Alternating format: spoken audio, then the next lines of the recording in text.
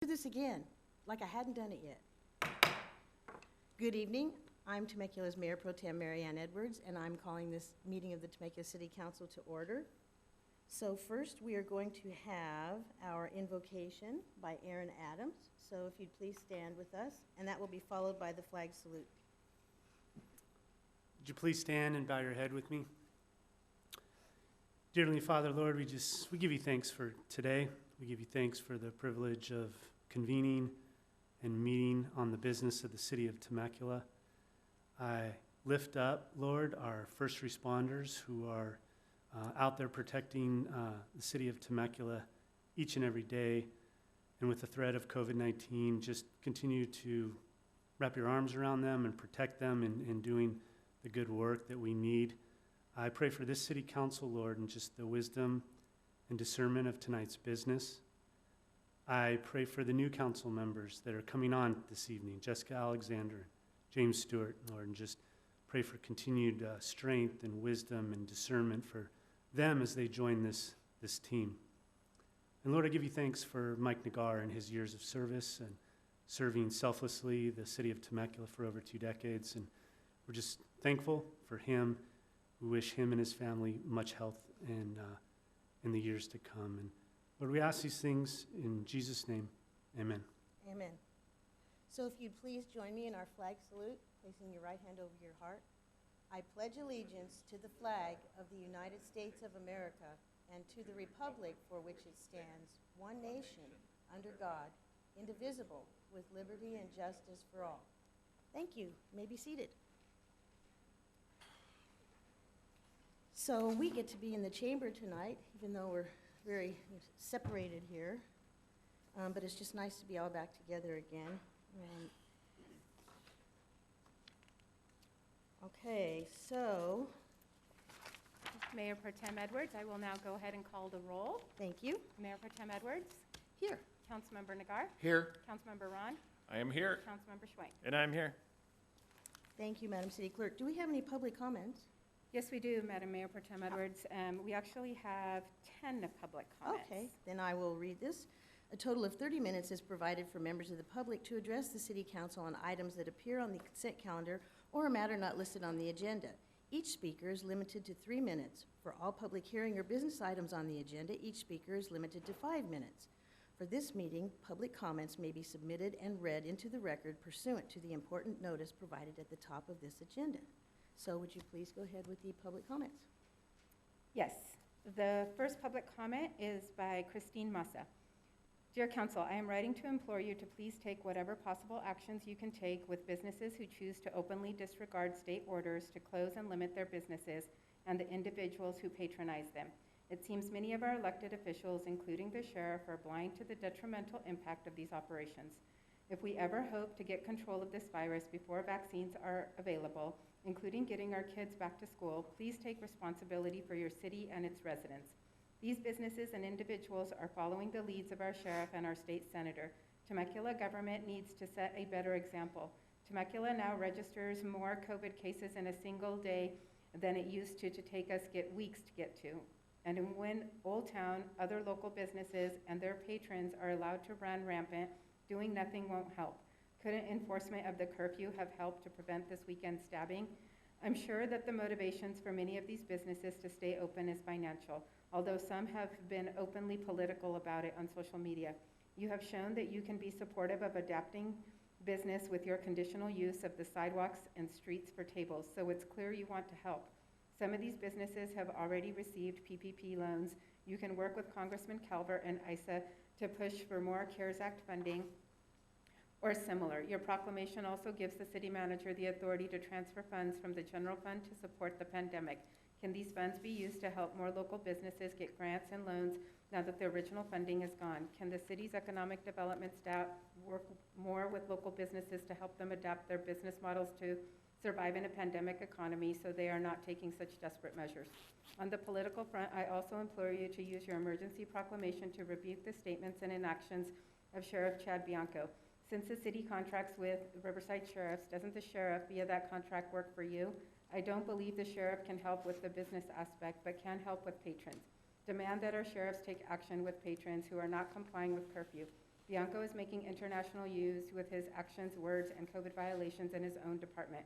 Is that the kind of attention we want? Temecula needs more control here, yet another reason why Temecula needs its own police department.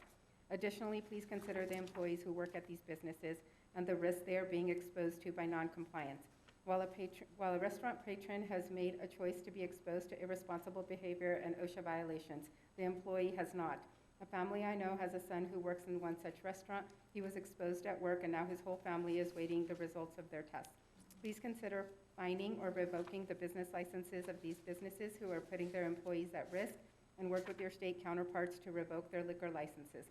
They are all giving Temecula a bad name. Is that what we want to be in the news for? Consider also that many of these at-risk employees are also people of color who have much higher adverse impacts from COVID. Recently, the city showed its commitment to inclusion. You can show your true commitment by protecting these workers. Businesses that are complying are penalized because they are following the rules. They should all be encouraged to file suit under the unfair competition law. Again, help these businesses get the financial aid they need as a reward for being compliant. Help these businesses, not the ones who are putting everyone else at risk. Thank you for your consideration. By turning a blind eye to these behaviors or saying there's nothing the city can do, as one of our council members recently told one resident, and then you are not serving your constituents. I voted for you, and I know that you as a governing body are capable of more. The next speaker is Melissa Bahu. We all know we are experiencing a challenging time like few of us have ever seen before, and I appreciate the steps the city has taken in order to combat the COVID-19 pandemic while doing what it can to support our citizens and small businesses. Thank you for trying to do what so many are unwilling to give you credit for. The time now, though, has me worried beyond belief.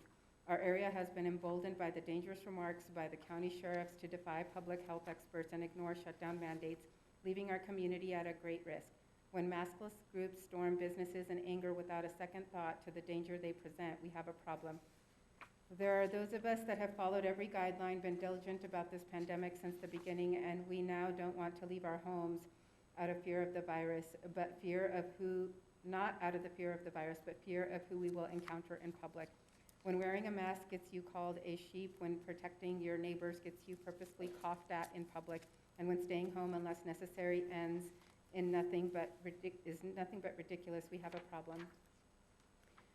Every one of us has a role to play in stopping COVID-19. The virus does not spread on its own. It's spread around our city by infected people who carry it wherever they go, their work, the supermarket, a post office, a friend's house. By not following public health precautions, citizens and businesses are putting all at risk. It is essential that each of us every day wear a mask in public and stay physically distanced from others. It is essential that our local businesses follow safety mandates to combat this virus. I understand that what is continuing to be asked of everyone is not easy for all to take in, and that many are tired of hearing the same warnings and of taking the same daily precautions. But this virus does not take a day off. Every day that we don't want to do our part, we are extending the duration of the illnesses, missed work, hospitalizations, and deaths in Temecula and beyond. It is now up to you to ensure the safety of this community. It is up to you to stand up for all of the Temecula citizens, for our safety, health, and well-being, even for the people that can't see it for themselves. I want life to get back to normal as much as everyone else, but I see the importance of following the guidelines set by the experts in the field, not the ranting of a power-hungry sheriff and the screaming of impatient citizens. My right to exist in a caring community that understands the importance of change during a pandemic is more valid than the right of anyone to go drinking in an overcrowded Old Town bar, maskless and proud. This is an unprecedented time, and our only lifeline left is you, the City Council. The next comment, I will read once, and then for the record, I'll read, it has 35 names associated with it, so I'll read the comment once, and then I'll read the names into the record. Okay, that's great. Good evening, council members. To no one's surprise, we entered regional shutdowns due to the drastic rise in COVID cases. COVID-related deaths and the overall capacity of our healthcare system being continually strained. This is undoubtedly a strain on our local economy and for many of our neighbors so close to the holidays. I have seen many businesses doing the right thing by following the state's mandate, saying they will suspend in-person dining and follow curfew. I applaud these businesses. Meanwhile, other businesses, often in competition with those who are following the mandate, remain open not just for in-person dining, but indoor dining with little to no social distancing or wearing of masks.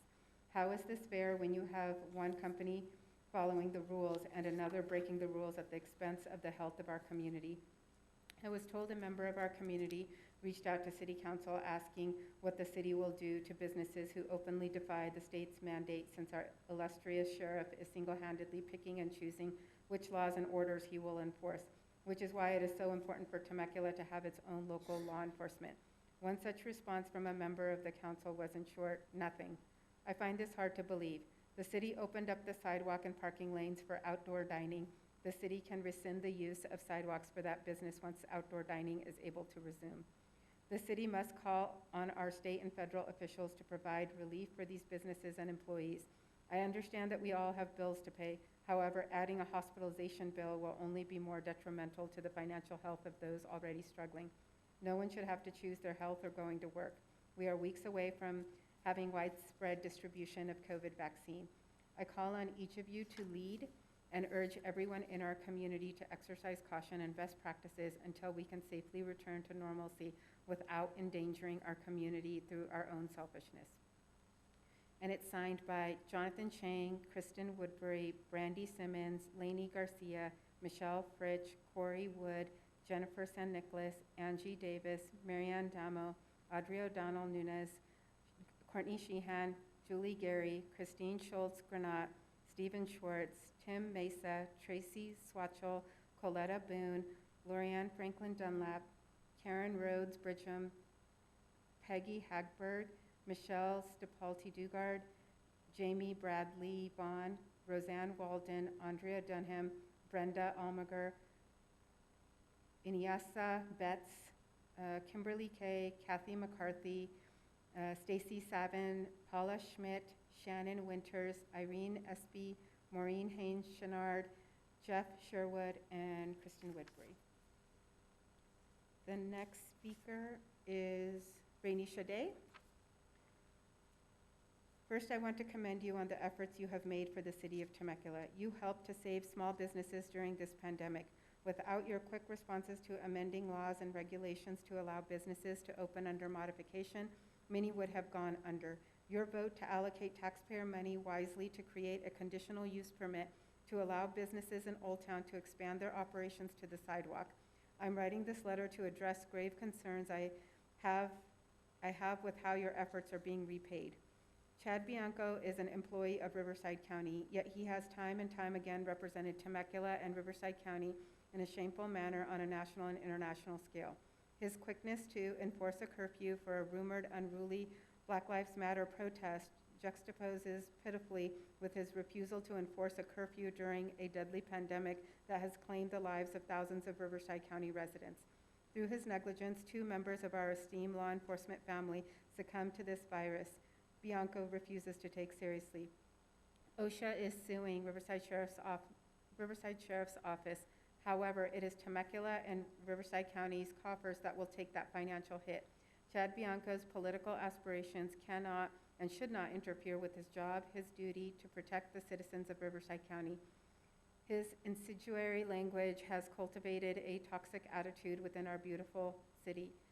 His derision is trickling down to our communities in 2 very significant ways: communities of color and small businesses. Unmasked citizens stormed the Sprouts and put essential workers at risk. A stabbing at Pub and Grub, a man pulling a knife on an employee at a winery for being asked to wear a mask. The common denominator in all of these scenarios is that essential workers are on the front lines, having to deal with people emboldened by Bianco's statements. Communities of color are more likely to hold essential jobs. Many are waiters and grocers. We ask them to put themselves on the line every single day to make sure we have access to what we need.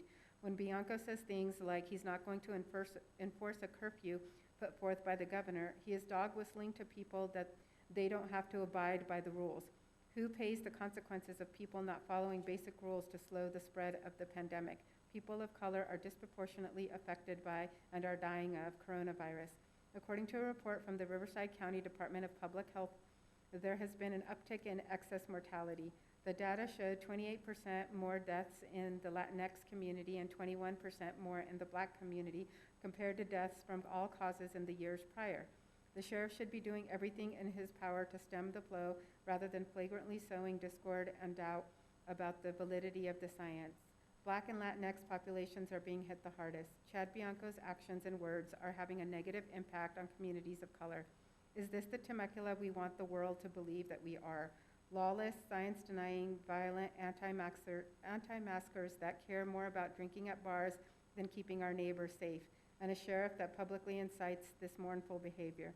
You can do something about this. You can pull conditional use permits from business that have taken advantage of the regulations you've set forth. You can revoke the grants that you have generously given to businesses that are violating the guidelines. You can make strides to get Temecula an independent police department whose leaders' top priority will be to protect and serve this city. You can help save our reputation on a national and international scale. Please bring unity to Temecula. The next speaker is Tim McDonald. I thank you for your time and attention to address the effects of the pandemic on the fine city of Temecula. I am a 30-plus year resident and was absolutely in favor of the actions you took regarding the extra seating for restaurants in and around the city. Your care and recognition of these businesses that are fighting to stay open and their employees working does not go unnoticed. Unfortunately, there seems to be a movement in our town to take advantage of this situation and abuse the resources and exceptions they have been given. Many businesses, which seem to be mostly restaurants, that have received aid or assistance are defying orders and are even going out of their way to openly and proudly act against them. These acts are drawing people from all over, and the word is spreading that this is a place that is friendly to people who deny science and have no care for our residents, our frontline workers, or healthcare workers. Spreading the virus is not the only concern, though. There have been frequent incidents lately where law enforcement has had to get involved to defuse dangerous situations related to people defying state orders. Just in the last few days, there have been groups of people harassing employees at a local grocery store. A customer at a prominent winery pulled a knife on staff members and threatened to kill them when they asked the customer to wear a mask, and a stabbing occurred in the vicinity of an Old Town bar in the early hours of the morning when the bar should have been closed according to state orders. Our city is regularly making national news for negativity and defiance during the pandemic. This saddens me as the residents, city council, and city manager have worked so hard in recent months to be on the right side of history and accomplish many great things, such as being one of the cities in the areas to create a diversity committee and allowing for business to expand in Old Town to allow for safe dining. I'm writing to implore you to please take whatever possible actions you can take with the businesses who choose to openly disregard state orders to close and limit their businesses, and the individuals who patronize them. It seems many of our elected officials, including the sheriff, are blind to the detrimental impact of these operations. If we ever hope to get control of this virus before vaccines are available, including getting our kids back to school, please take responsibility for your city and residents. These businesses and individuals are following the leads of our sheriff and our state senator. The Temecula government needs to set a better example. Temecula now registers more COVID cases in a single day than it used to take us weeks to get. And when Old Town and other local businesses and their patrons are allowed to run rampant, doing nothing will not help. I thank you for your time and open-mindedness on this issue today, and hope you will take some of the suggestions mentioned by others today to heart and find some way to take action to keep the residents of this great city safe. The next speaker is Candace Keller. I would like to thank you for supporting local businesses during this COVID China virus epidemic. Please do not allow the small but vocal group of detractors sway your decision to fight for our constitutional rights as Americans. If people are too scared to go out, they can stay home. The rest of us need to live our lives as we see fit. If you allow businesses to be shut down, we will not have anything left. Our city is very dependent on the service and tourism industry. I would also like to commend on what a great job our Sheriff Bianco is doing for our city. I was one of the more vocal ones wanting to have our own police department, but that was before we had such great leadership with Sheriff Bianco. Please continue to support his efforts. If you look at his social media likes, you will see he has tremendous support from his constituents. Thank you for your leadership. P.S. Is the city no longer cleaning up all the trash and graffiti since COVID? I've had several neighbors notice the same. The area around 7-Eleven on Temecula Parkway and the fields off Inez are particularly bad. The next speaker is Ms. Miller. And Ms. Miller's comments are a little lengthy, so we'll see how far I can get. I I hope that Temecula isn't throwing their developer friends any presents like downsizing the CEQA process when the public isn't looking at the cost of the environment and the health of the air, which is our health. It isn't patriotic or Christian to celebrate a holiday that over-consumes oil for plastics that are non-essential, cut trees for wrapping non-essential, and even demonic-oriented video games and other toys or log trees for decoration. Uses enough electricity to cause homeowners to drop another $15,000 electrical line and cars to expend gas to go Christmas light looking, and causes extra driving trips for presents that millennials do not want, and they will tell you so. Most grandmothers have given up and just give gift cards. They have figured out to spend any time with the children is the gift. 20 million trees will be cut that could be giving us oxygen and absorbing CO2, so parents can tell a deception to children. They can't say Santa came from the North Pole anymore because it melted along with the world's largest iceberg named A68A. That is free floating into an island in the Antarctic because of cutting trees, including Christmas trees, and gassing the planet with CO2 and nitric oxide from holiday traffic and for wrappings and trappings. If you have to decorate a tree, order a potted tree or return it to a tree nursery. Back to the current disaster, there is no excuse for closing businesses that were doing well because they will be reopened.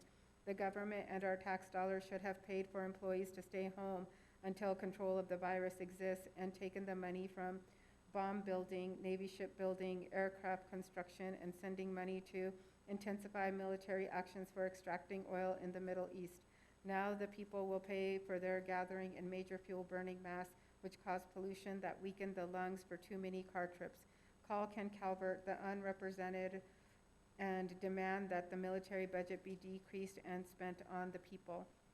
If you know people who live in Georgia, please call them and remind them that there are plenty of problems with voting on January 5th because many things could happen before the election or on the day to prevent you from casting your ballot, so the sooner they vote, the better. I truly support the senior pastor of Dr. Martin Luther King's Church in Atlanta for Congress, Raphael Warnock, also John Ossoff, on investigative journalist, who has many ideas on leveling the field between wealthy and poor to eradicate homelessness, hunger, crime, and build up America with living wages, proper health care, and remodeling the buildings that Georgia has. We must look at traditions as destructive to the very earth upon which we stand and spend that former useless waste of time on holidays on reinventing how Americans can slow down their intense consumerism and share with those who are not getting enough nutrition from fresh fruits and vegetables to sustain life free of communicable viruses. Jesus has blessed every day and promised eternal life on a purified and perfected earth. That concludes the 3 minutes. The next speaker is Lisa Sanchez.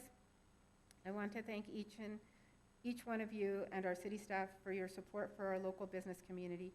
Due to a medical condition, I am not able to use Old Town Temecula restaurants myself, but I was so delighted with the creative use of conditional permits for sidewalk dining that I drove through Old Town on occasion just to witness the joy. Unfortunately, over time, I began to notice crowding with some businesses abusing permits not to keep patrons at a safe distance, but to cram extra people into an extended space, thereby profiting from their contempt for the rules and modifications devised to help them. To make matters worse, Temecula does not have its own police force, and Sheriff Bianco remains in active defiance of state and county COVID-19 orders, imposing his personal opinion on residents in misleading public announcements in which he states that his deputies will not be, quote, bullied into enforcing orders. This has fueled an attitude of lawlessness in our community, prompting some businesses to use defiance as a selling point to attract customers and making Temecula bars a Southern California hotspot for crowded late-night mischief. The worst instigators are those venues that already take a lion's share of the profits and are gaining unfair advantage over businesses in compliance while passing the cost of their negligence onto our city and county and to taxpayers, healthcare providers, and those who contract COVID-19 via direct and indirect exposure to these super spreader venues. 2 days after the sheriff announced that he would not enforce the upcoming stay-at-home order, someone was stabbed outside Old Town Pub and Grub at 1:47 a.m. while the pub remained open hours after the mandatory curfew. In the same week, a man at one of the wineries pulled a knife after being asked to wear a mask, and Temecula residents were subjected to organized harassment by a group of health order violators at a grocery store. Despite social media chatter, all state and county orders have been issued by legitimate authorities who possess the power to enact such orders under the California Emergency Services Act and have defeated challenges made through proper channels. See, for example, Newsom versus Superior Court Appeals Court Case C092070. This council has an obligation to the law, not to an aggressive minority who believes their right to shop without a 3-inch piece of cloth over their face trumps my right to be alive. As someone with a disabling immune condition, COVID exposure could kill me, and my mask is not as effective if others don't wear one, nor is it effective against widespread community infection. Other Temecula residents are in the same position. I am not the only one. As a 20-year Temecula homeowner, I refuse to see my tax dollars fund super spreader venues or pay for conflicts and lawsuits arising out of the sheriff's self-serving public comments. While all law enforcement can and should practice discretion, Bianco has rendered his deputies impotent. Unlike the LA County Sheriff, who has stated that he will begin targeted enforcement of super spreader events, Bianco's stance cancels out voluntary compliance and prevents his deputies from enforcing even the most egregious violations. These problems will ruin this great city if the council does not act swiftly. I propose that council devise a monetary reward system for a compliant business with sanctions for those in flagrant violation. As for law enforcement, I am horrified at the prospect of living in a world where those who are paid and entrusted with my safety, well-being, and freedom feel entitled to usurp the power of other elected officials, wildly exceeding the bounds of their authority into matters of lawmaking and legal interpretation. This is inconsistent with the rule of law, the separation of powers, and the very concept of a constitutional democracy. Indeed, the Riverside County Sheriff shall not be bullied into enforcing the law because the sheriff has a duty to enforce the law. He should not have to be convinced or even asked nicely to do his job. It is clearly time for our large, diverse city to have its own police force. I trust the council to do the right thing. The next speaker is Julie Geary. I would first like to commend you on the efforts you have made for the city of Temecula during these difficult times. You have helped develop and implement creative solutions to save small businesses during this global pandemic in Old Town Temecula. The city has offered grant programs for small businesses to keep their doors open across town. Without your quick responses to amending the rules and regulations to allow businesses to open under modification, many would have gone under. Your vote to create a conditional use permit to allow businesses in Old Town to expand their operations to the sidewalk were done with great intentions. However, some businesses in Old Town have taken your generous solutions and have created dangerous situations for their employees and the community at large. Now is the time to pull conditional use permits for flagrant defiers that have monetized the global pandemic at the expense of businesses that are trying to do the right thing. This is not the time for restaurants to rebrand and expand as nightclubs, or for restaurants to advertise indoor seating for holiday gatherings and parties. Enforcement of the curfew would have prevented the stabbing at Pub and Grub or Pub and Club, as their Instagram recently promoted on Saturday night. We need elected officials that will stand up to this nonsense, stand up for science, and stand with our healthcare workers. The sheriff's recent remarks have emboldened both residents and business owners to come out in opposition to the stay-at-home orders. We have again received national and international headlines, making our city look like a laughingstock to the world. His message has led to further division in our community and tarnished the reputation of the city. We have had local residents stage dangerous, unmasked brigades through our grocery stores, stage large gatherings of unmasked protests at City Hall, and have had an unmasked patron at a local winery pull out a knife and threaten employees when they asked him to wear a mask. This behavior is absolutely unacceptable. Back in June, the sheriff had no problem implementing a county-wide curfew after a peaceful Black Lives Matter protest. Nevertheless, he now proclaims that he is unable to perform a primary function of an emergency declaration. Bianco's inaction and disregard for the global pandemic has cost the lives of 2 local deputies who contracted the virus while at work. OSHA and the state have sued Bianco for violating COVID-19 guidelines and for allowing large outbreaks in our county jails and state prisons. This will lead to us taxpayers footing the bill for his mistakes and carelessness. His disregard for following safety guidelines also led to the closure of the Sheriff's Academy. Bianco is not fit to lead Temecula. Temecula needs its own independent police department. You have the power to right this wrong. You have the power to make this change. We need you to send a clear message to both the sheriff and residents of Temecula that this behavior is not okay and will not be tolerated. Now is the time to look into Temecula adopting their own independent police department, free from the sheriff's political panderings and disregard for the community's health and safety. Please consider your power and voice tonight. Please stand up for the employees that are exposed to the virus due to their employers' noncompliance with health and safety regulations. Many restaurant and essential workers come from communities of color, which are experiencing higher case fatality and excess mortality rates at the hands of COVID. Temecula City Council recently declared racism as a public health crisis. Now is the time to do something about it. Please consider fining or revoking the business licenses of these businesses who are putting their employees at risk, and work with your state counterparts to revoke their liquor licenses. The businesses that are complying are penalized because they are following the rules. They should all be encouraged to file suit under the unfair competition law. Please help the businesses in Temecula that are trying to do the right thing. Please help them get the financial aid they need as a reward for being compliant. You can help save our reputation on a national and international scale. Stop the madness in Old Town, condemn the actions of the sheriff, send a clear message to residents, and start the process to adopt our own police department. Please bring unity to Temecula. And the very last comment is from Eva Silva.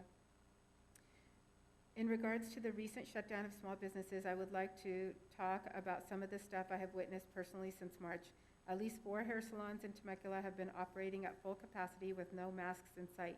Masks apparently are optional, and they feel that it's okay to have people in their small little establishment without any precautions or safety measures in place. In addition, I have witnessed several local bars and restaurants not abiding by rules. The bar I passed was packed to the brim. They had a DJ playing and there was no social distancing. Should we start submitting video evidence as well? Because there's plenty. There is a gym off Jefferson called The Camp that used to take safety measures very seriously. Now they have moved back inside their facility to work out. The members share equipment and it's not big enough to social distance, so you can imagine that has to be a breeding ground for the virus. I would like to ask this owner why she decided to stop taking the safety measures seriously. She used to make sure the members did not share equipment, but now it's happening. What changed in her business that now she no longer requires the extra safety precautions? Also, you can review some of the hair salon's Instagram pages, and you can see for yourselves that no masks are being required. I agree there should be a way to open up all these small businesses, but we have to do it safely and responsibly. It's not fair that some businesses have to suffer because of the negligence of others. How do we come up with a plan so these businesses at least take precautions? My next comment is addressing Sheriff Bianco's message. I understand that people are beyond frustrated with Governor Newsom's messages and his recent contradictory actions.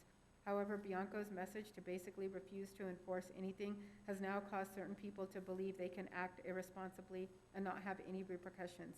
The incident at Sprouts was a disgusting display of an entitled, disrespectful group that felt it necessary to harass a store manager and a few of their workers.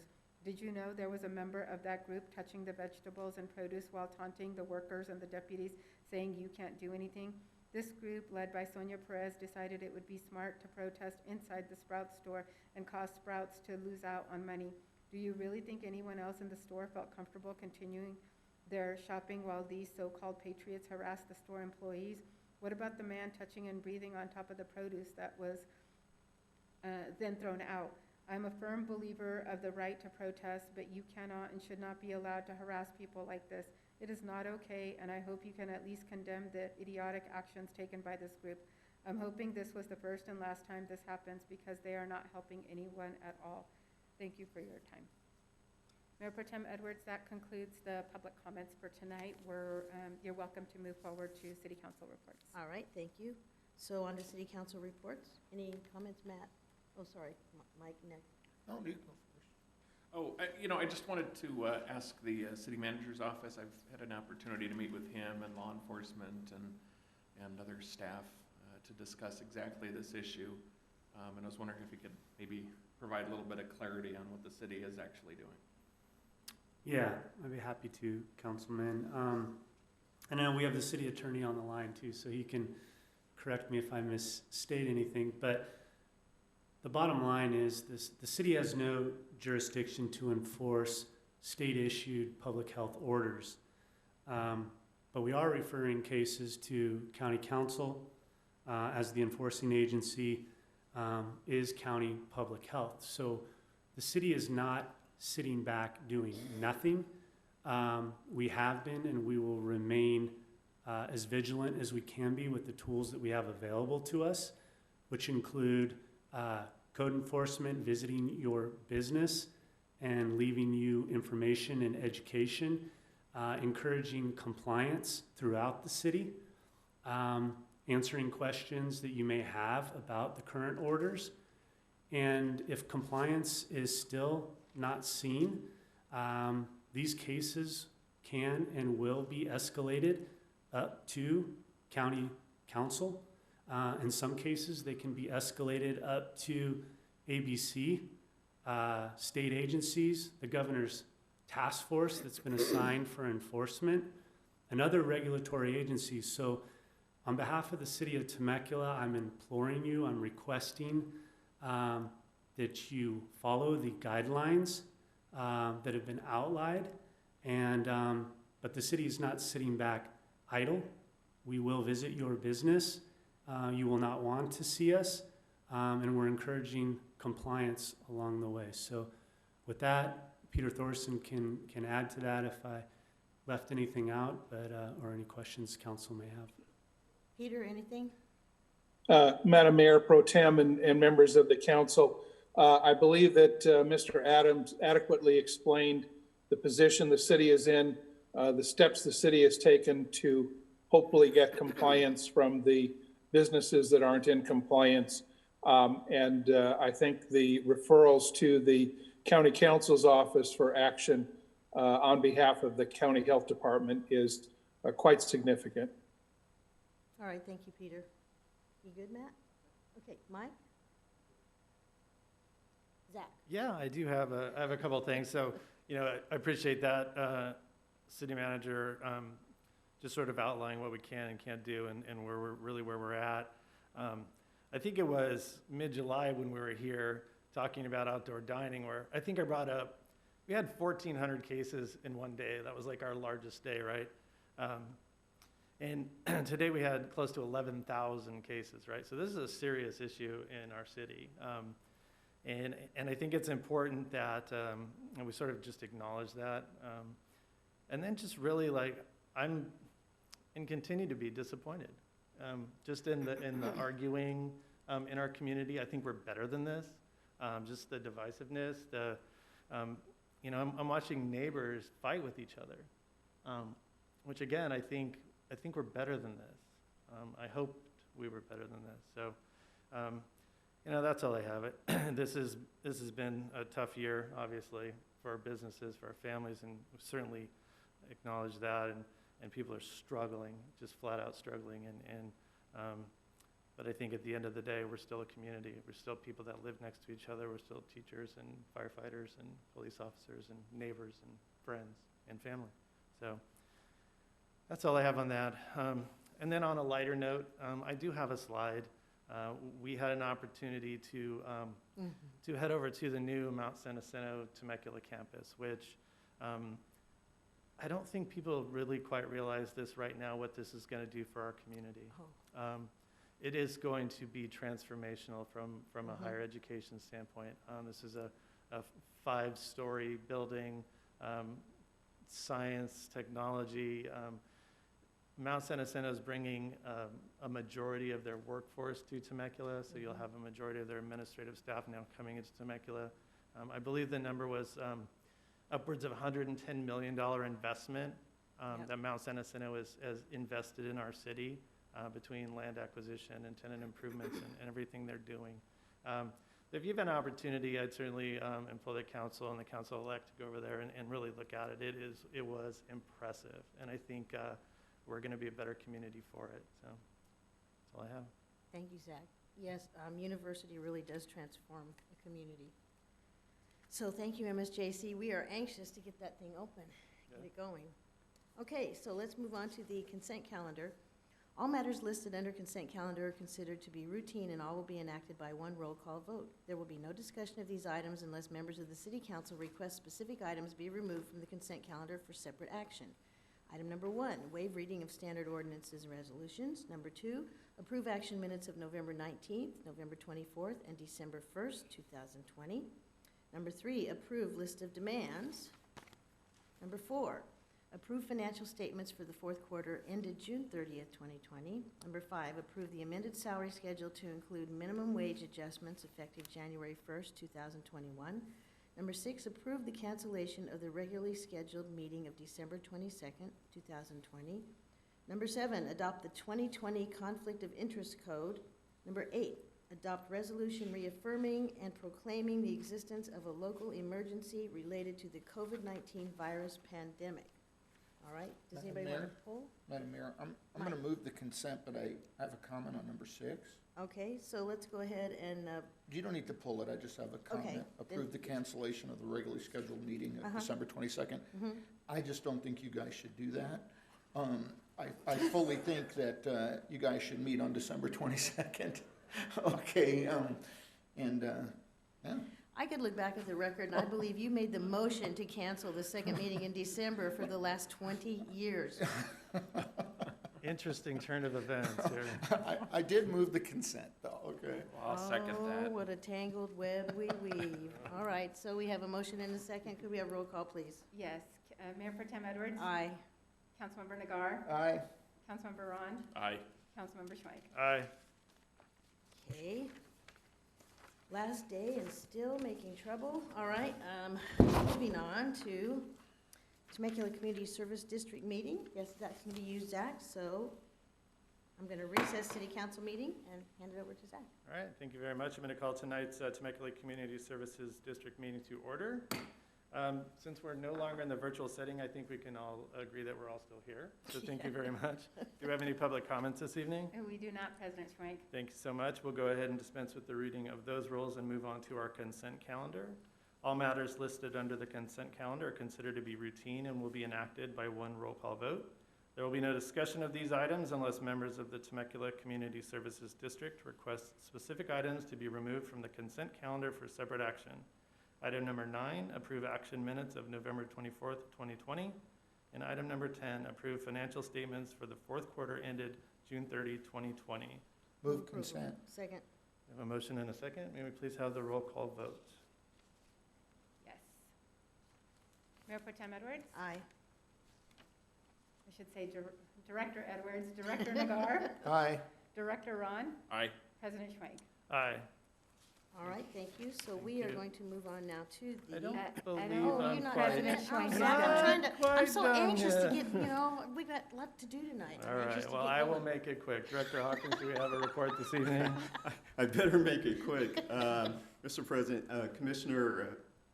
Commission Chair Levine will have another great holiday report a little later. But I did want to take a moment as we look forward to Kathy Sizemore's arrival on the CS Commission to thank a truly outstanding servant leader, and that's Commissioner Dale Borgensen for his many contributions on commission and in the community. Dale, we look forward to your continued volunteerism at the theater hint soon. So that concludes my report. Mr. Thank you, B. sir. Mr. B. Yeah, Dale will certainly be missed. Yeah. General Manager's report. Nothing tonight, Mr. President. Thank you, sir. Any Board of Directors? Mm-mm. All right. Seeing nothing, we'll go ahead and adjourn to our next meeting, December 22nd, which is actually canceled. So Now? that's it. Okay, thanks. It's all you. All right, then we are going to open the successor agency to the Temecula Redevelopment Agency meeting. And can we have the roll call, please? Mayor Pro Tem Edwards, Aye. the record reflects that you are all still Here. present, Yes. and thank we you. have no public comments. Thank you. So we have, and no public comments, we're going to go on down to the consent calendar. All matters listed on the consent calendar are considered to be routine and all will be enacted by one roll call vote. There will be no discussion of these items unless members of the successor agency to the redevelopment agency request specific items be removed from the consent calendar for separate action. Item number 11, approve financial statements for the fourth quarter ended June 30th, 2020. Move consent. Second. All right, we have a motion and a second. And, want to call the roll, Randy? Yes. Mayor Pro Tem Edwards? Aye. Councilmember Nagar? Aye. Councilmember Ron? Aye. Councilmember Schwank? Aye. Okay, Executive Director report, anything? Nothing further tonight, Madam Okay. Mayor Pro Tem. Members? Nothing. Nothing? All right, then we're going to adjourn to the next regularly scheduled meeting, which will not be Tuesday, December 22nd, as stated. Okay, thank you. Okay, now we're going to reconvene the Temecula City Council meeting and go to business item number 12, accept the November 3rd, 2020 general municipal election declaration of results and conduct swearing-in ceremony. How exciting. All right. Mayor Pro Tem Edwards, I'm happy to provide the technical staff report on this particular item. Thank you. The City of Temecula held its general municipal election on November 3rd, 2020, for the purposes of filling 2 full-term City Council member seats in Districts 2 and Districts 4.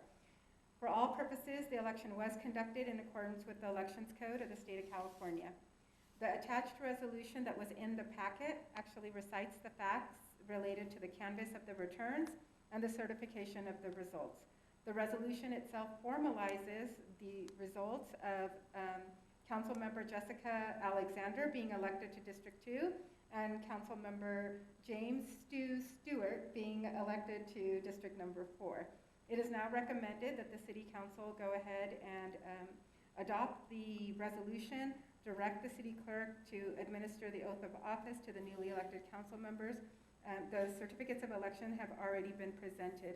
I will say that unless you have specific questions of me from the staff report and technical questions on the elections, that we do have some staff comments on this particular item, and unless you have questions, I will turn it over to the city manager. Anyone? Nope. All right, Aaron.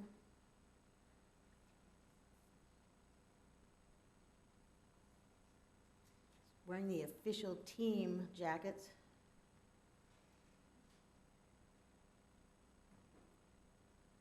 And ties.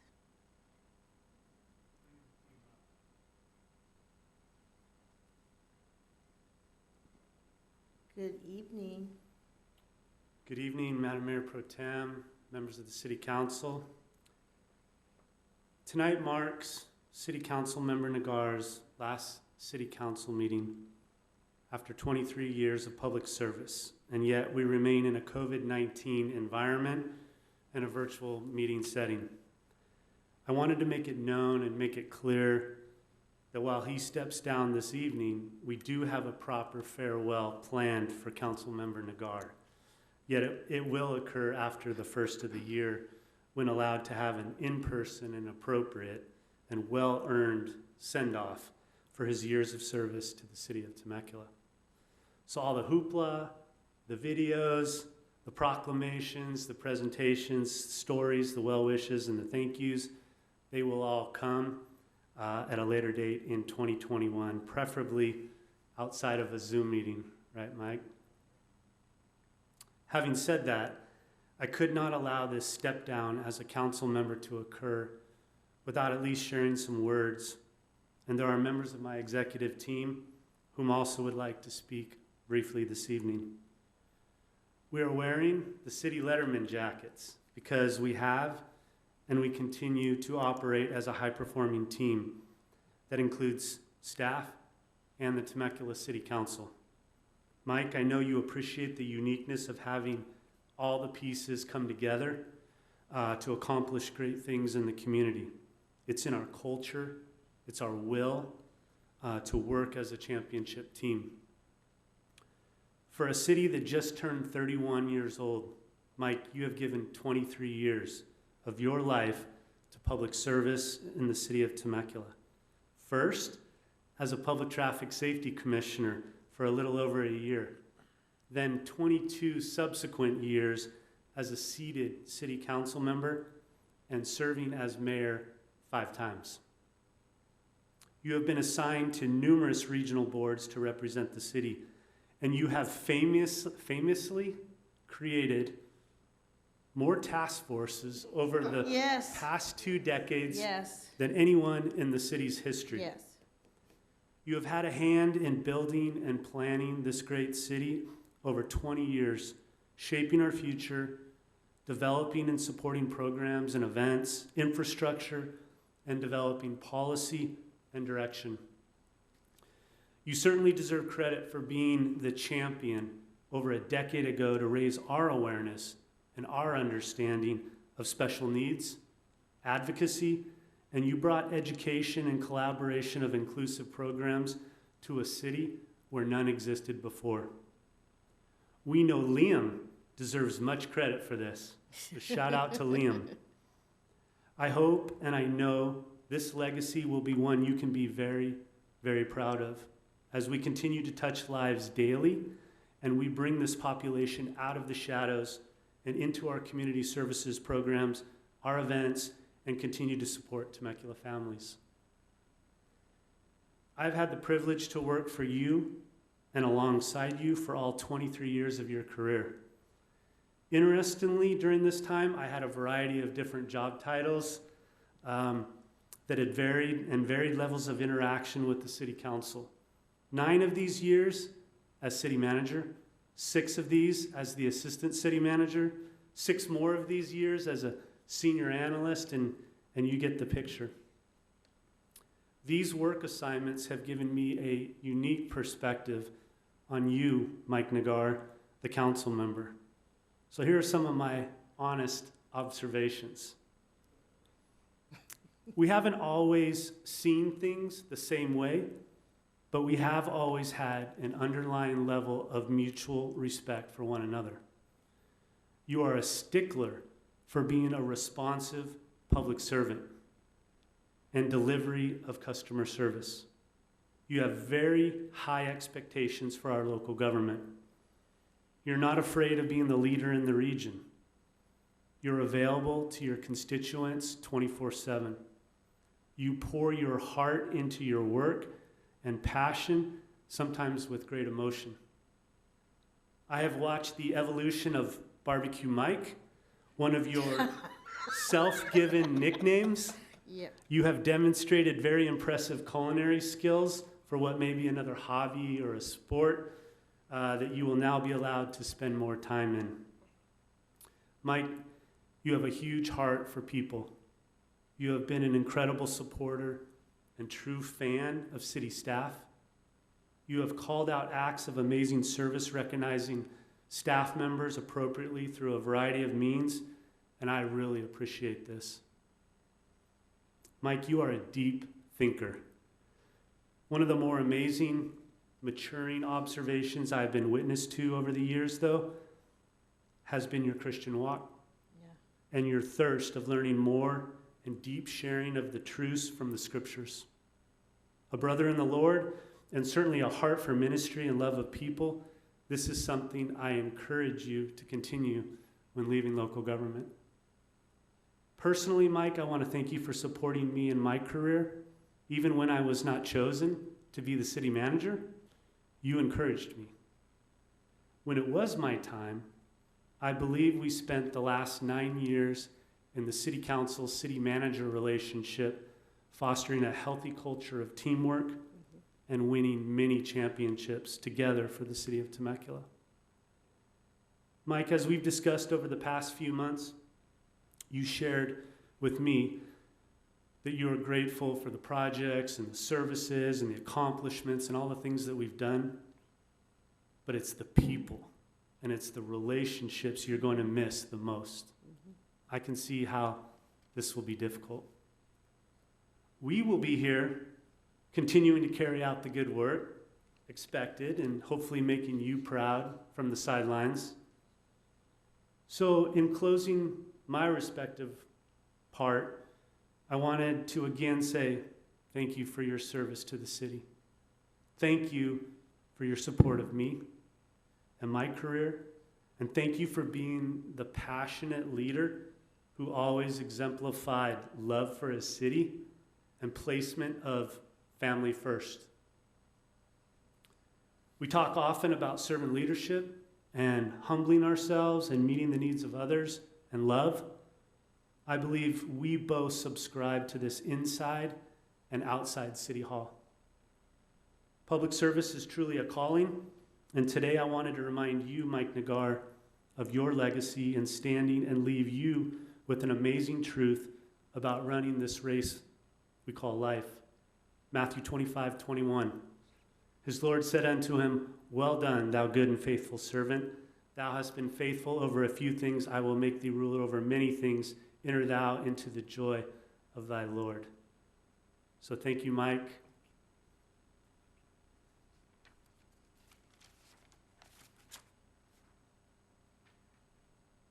I gotta follow that. Yeah. I have chicken scratch notes, Mike. It's amazing when Aaron and I get together and speak, our thought process is parallel. We complement each other. I have strengths in my specific area of expertise. He has his. Obviously, his is preparation, getting ready for a meeting. He's well-spoken and everything. So these are just notes to remind me to say things to you. Over the years, I've watched you and learned. I've learned from you. Sitting in the wings of these chambers, I've grown to admire your wisdom, your ability to discuss, negotiate, persuade tactfully and professionally. I've grown to appreciate the manner in which you conduct a meeting. Each of you conducts a meeting superbly, but Mike, you've encountered some challenges over the years that I've watched. I've watched you control a rambunctious crowd. I've watched you take things on that no one else would want to take on. And I just sit there in awe about the manner in which you would take care of these meetings. I would dare to say that you've pushed all of us here to find a way. You pushed us to find a way to yes. You've pushed us to find a way to get things done timely. You've pushed us. You've elevated our game. I would say that each of us here are better professionals for having supported you these many years. We appreciate that. Personally, I enjoyed sharing the stories of hiking, camping, mountain biking over a meal every couple weeks. Like Aaron, I will miss trading pictures of our latest efforts on the grill and smoker. Keep it up. I miss those backyard meetings, the ones where we're sitting back there enjoying some barbecue that you prepared as we discuss things by the fire into the late hours of the night. Thank you for allowing me to be there. Mike, I wish you nothing but health and happiness as you adjourn to the next series of meetings outside the public eye.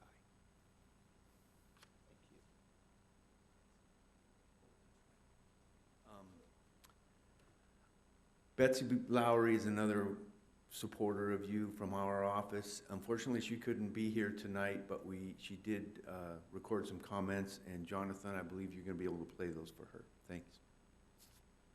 From a staff perspective, from my time in the planning department with the last decade being in the office of the city manager and council, I wanted to thank you because you are part of the reason I am here today.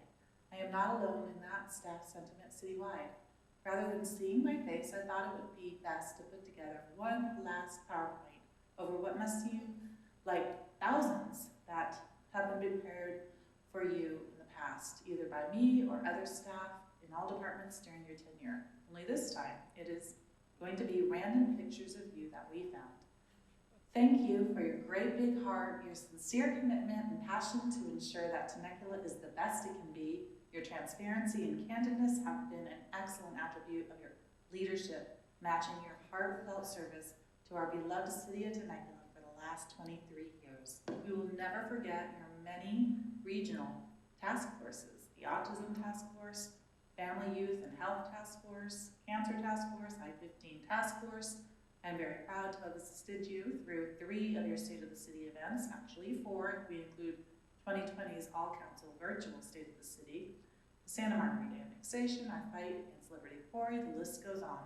Your projects are too many to name, starting many years before my time, as you can see from the photos, but I can attest that, personally and professionally, you are who you are, both on the dais and off. You are honest and hardworking, you stand your ground, yet you know when to listen, and we have appreciated your incredible sense of humor along the way as well.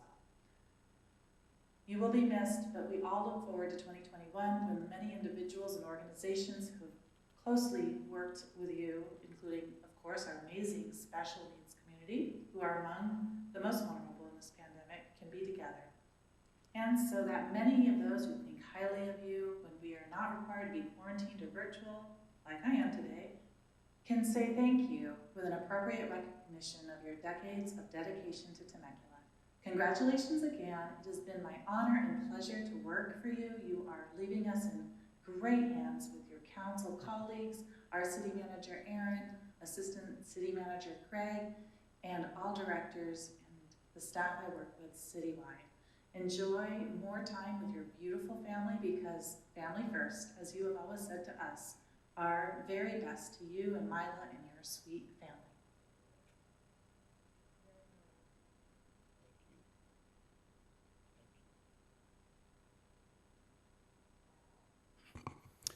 Well, I'm going to be even less prepared than Aaron and Greg.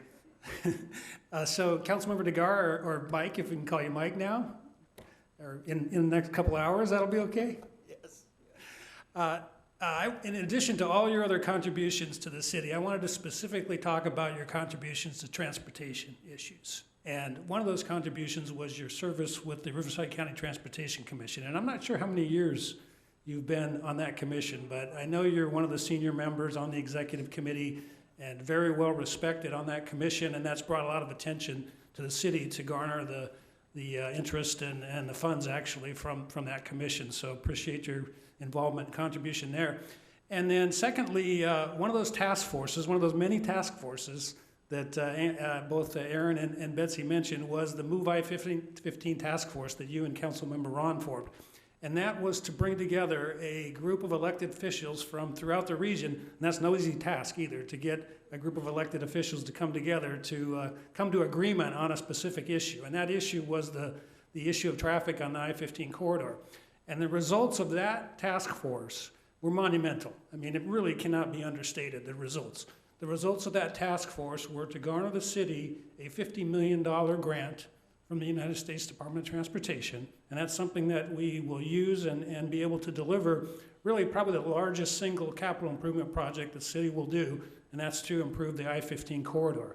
So that was one of the outcomes of that task force. And another outcome was to get Caltrans to agree to put funds into the I-15 corridor well. And again, that is no easy task to get Caltrans to put attention and interest into a specific segment of the freeway. So those were two, like I said, monumental outcomes of that task force. Unfortunately, these projects take many years to actually deliver. We've been working on them for a long time, and just going to take a couple more to get us across the finish line and be able to actually deliver on those projects. And we expect to see you when we have the groundbreakings and ribbon cuttings on those projects as well. And then lastly, we do have the typical gift that we'll be giving you. It's very conspicuous when you see it. I don't want to give away any surprise. But when we have your celebration in January, we'll have a gift that will be presented to you at that time. So I will turn it over to Mr. Watson. Mike, I'll be brief, but first of all, I just want to say congratulations on such a long and successful career. I know you've been involved in so many things. I mean, just countless number of things, and probably none more important than your work on special needs issues and helping folks with special needs and families with special needs. But in my time working with you and watching you from the planning and development field, I know that you're a professional in that field, so it's something that's near and dear to you. I can say that the one thing that I'm going to remember above all, and there's many things, is you have carried forward the culture of high expectations in the city of Temecula. And I've been around for 15 years. I know you've been a lot longer than that. But I think of people like Sean Nelson, particularly Jeff Comachero, and many others. I mean, Jeff was an icon of high expectations. And I think you are too. And on the staff side, I think that sharpened us. I knew that you could be very, very tough. But when we came to you, we knew we better bring our A game, and that was good for everybody. And on the other side, your expectations for those folks who wanted to come partner with the city and do things in the city, build things in the city, was more than they expected. And you know, we get to see behind the scenes, and we can see how things could go. And then we see how things go when you have high expectations and you hold them to it. And I would like to thank you for that. Hopefully that we'll be able to honor that legacy of you and those who came before you as we move forward. So I hope the best for you and your family. I know that if I know you, you've got many plans for the near future, and I'm sure you will be highly successful. So thank you.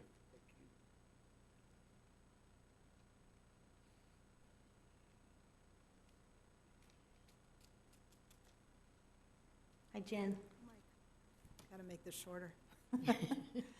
So Mike, I'm one of the newbies on the block, it feels like, after all of these, but been here 7 years and 7 budget cycles with you, and I've really appreciated your in-depth questions, your nature of asking, how can we do more?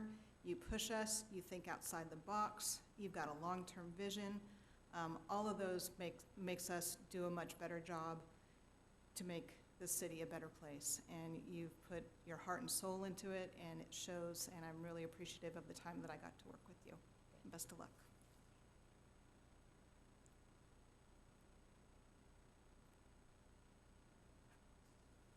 Councilmember Nagar, coming here as a new chief, I was nervous, obviously, but seeing you in a couple of meetings and then having some face-to-face time with you settled me. You just have that aura about you to where you could take somebody under your wing very rapidly and give your expectations, and things have worked out. And I remember being on an incident and looking over, and you were there, and it would surprise me at first, and I go, this guy really does care about the communities out here. We better do a hell of a job. So we did, but thank you for your 23 years. Thank you for supporting fire department and public service. We really do appreciate it, and you're going to be missed. Congratulations.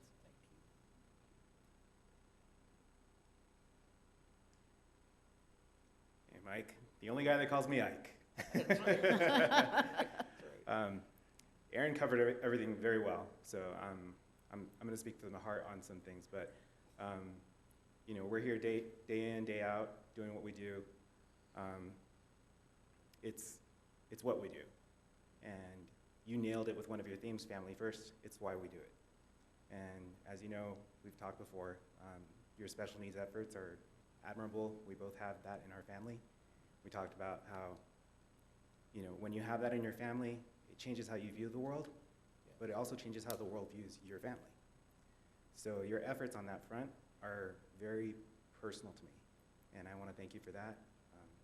I'm very grateful to be in a community that values that and will continue to value that because of your legacy. So God bless you and your family, and you know where to find us.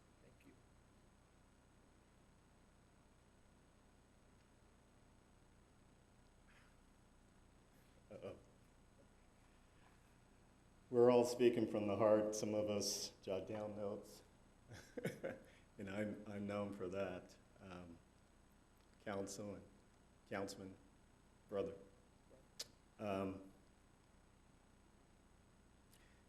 Mike, what would you say if I said, even youth grow tired and weary, and young men stumble and fall, but those who wait upon the Lord will renew their strength.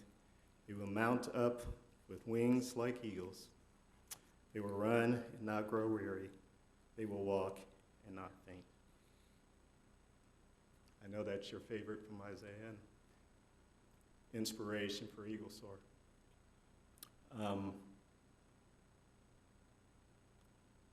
Unlike some folks here, my history with you doesn't go back over 20 years, but it goes back 7+, but if I can, I just want to focus a little bit on the quality of our fellowship and not the quantity.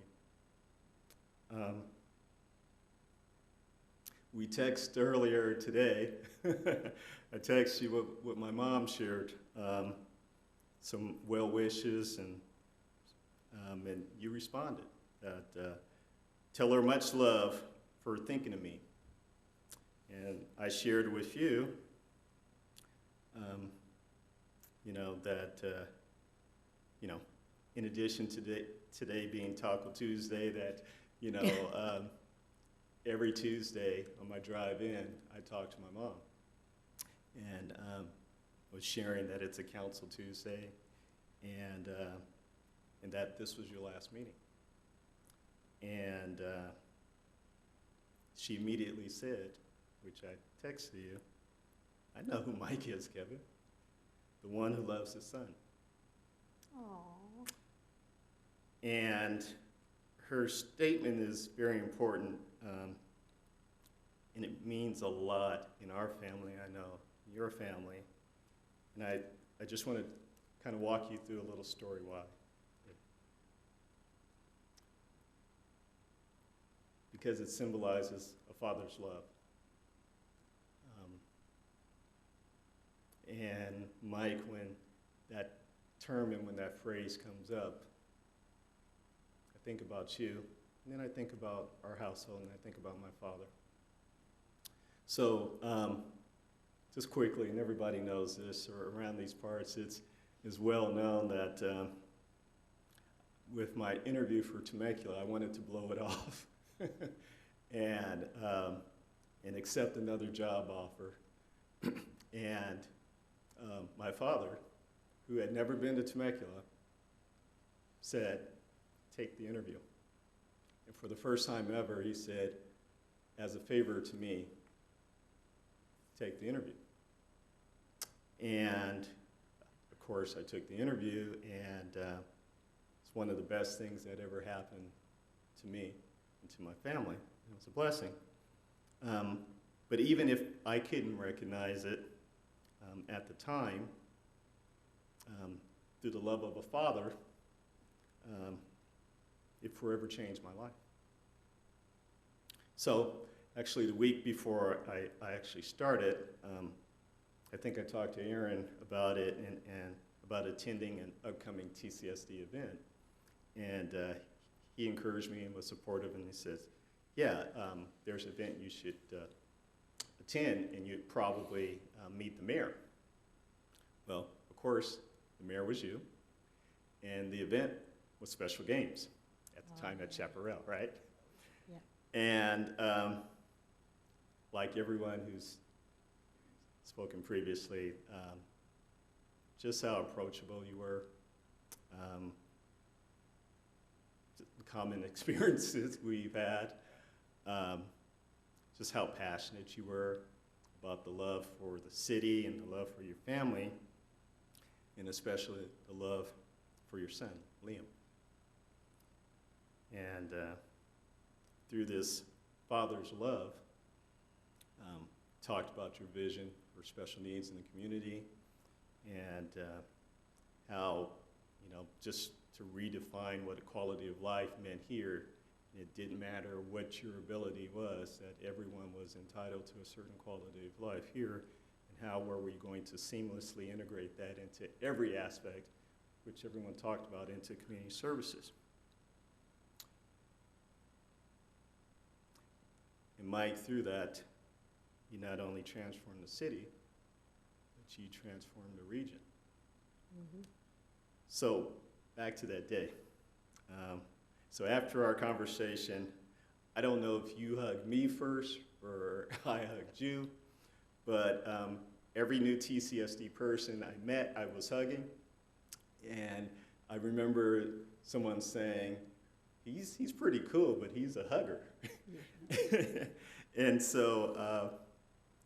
but my spirit and my soul, after talking to you and meeting you, was so full that I made 2 calls on my drive back home. One was to my wife, and the other to my dad. And basically sharing with them that I think I found a home, and that this is one of God's blessings. And that my dad was right? So this practice of calling my dad actually continued after every council meeting. My way home, I would call him. And he would always talk about how he was responsible for bringing me here to Temecula. And in the background, my mom would always say, that's a father's love. That's a father's love. And over the course of this year, I just have been thinking about that phrase so much. And over the course of the year, I've been thinking about you. And so, as these tributes pour in, and just know, at least for me and my family and definitely the department. I think you've heard it from beginning with Aaron and everyone else. It isn't just the impact that you've made out there, it's the impact that you've made here. And just know that a father's love can not only change the course of a life, but it can even change the course of the entire community. Mm-hmm. God bless you. Thank you. And Councilmember Nagar, I believe our city attorney, Peter Thorson, is on the line as well, and he would like to say something as well. Mike, it has truly been a great honor and pleasure working with you for these 23 years. You have always demanded creativity and results from the staff. You have always challenged us. Maybe you pushed things a little bit too far at times, but that's how things get done, and that's good. You have brought out the best in all of us, and for that we are most grateful. And so all the best to you and your family as you take on new adventures in life and new challenges, and we will miss you. Thank you, Peter. So that leaves me. And I'm still going to refer to you as Councilmember Nagar. And when you're not a council member anymore, I'll still refer to you as Mr. Nagar, as I still refer to Mr. Comachero as Mr. Comachero. There are council members that come into your career that never lose the Mr. So for me, you will always be Mr. Nagar. In the last 6.5 years that I've worked with you, I've learned a lot. You have expanded, as Greg said, my critical thinking skills, all of our critical thinking skills. You've expanded our viewpoint. You've expanded our horizon. You made me think differently. And you made me think differently with Measure S. You made me think differently with districting. You made me think differently, most recently, with the READY initiative. And you made me think differently every time you had an idea for a resolution to be brought forward to the city council. I don't know if you remember the first time that we met, but you were the last council member that I met in 2014 when I first started here. And I hadn't met you yet, and it was 2 weeks in, and I came by your office, and I knocked on the door, and I said, Councilmember Nagar, do you have a minute? And you put down your laptop, and you said, absolutely, come on in. And I said, you know, I introduced myself, I'm the new city clerk, and I said, Councilmember Nagar, do you have any thoughts or suggestions that you have for me to be successful in this role? And you looked at me and you gave me just a little bit of a giggle and you said, I think you can hold your own.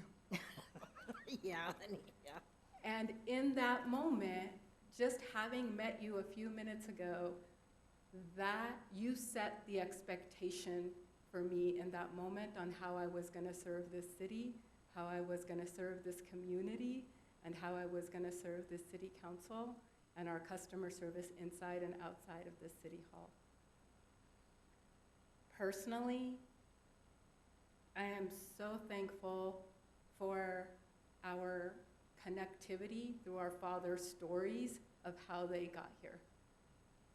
Because that story is, I think, what led me to get to know not the council member Nagar, but the human being, the compassionate, the empathetic human being, Mike Nagar. So Mike, thank you very much on the human being side for your service and just being a compassionate, empathetic citizen and resident of Temecula. And Mr. Nagar, Council Member Nagar, thank you very much for your years of public service and congratulations on your very well-earned retirement from public service. Thank you. Marianne, I'm sorry, Mayor Pro Tem Edwards. With that, that concludes staff's comments, and you're welcome to continue with council comments. Council? Matt, I looked at you first. Sorry. No problem. This is an awkward position. I want to be able to look at you at the same time. Mike, I consider you a friend, a mentor, a colleague, and a brother. And I emphasize that last one because it's important to create the kind of family that we did here with the City Council. And I learned a lot of very important lessons from you over that time, and I wanted to share some of those ideas and thoughts I've had. First, your love of the city, it's infectious. You know, what you brought forward, your initiatives, your ideas, your passion, your love, it helped set the tone when I was a new council member of what that being a council member was really about. You've dedicated a long part of your career and your life to this city, and that's no small feat. I mean, we thank you for that, of course, but we have to acknowledge your family. They've sacrificed, you know, a lot of time with you.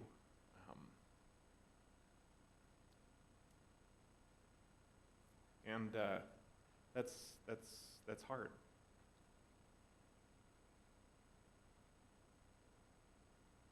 You're a staunch advocate. Incredible. You know, when you believe in something, you believe in something. And it's not that you're not open to learning or hearing other folks, because you are. But when you fully believe, after getting all that information, that you're doing the thing that makes the most sense, your passion, your strength, your understanding, your compassion, that's what any city needs, and that's what Temecula benefited from. But at the same time, you're a master at helping to find consensus.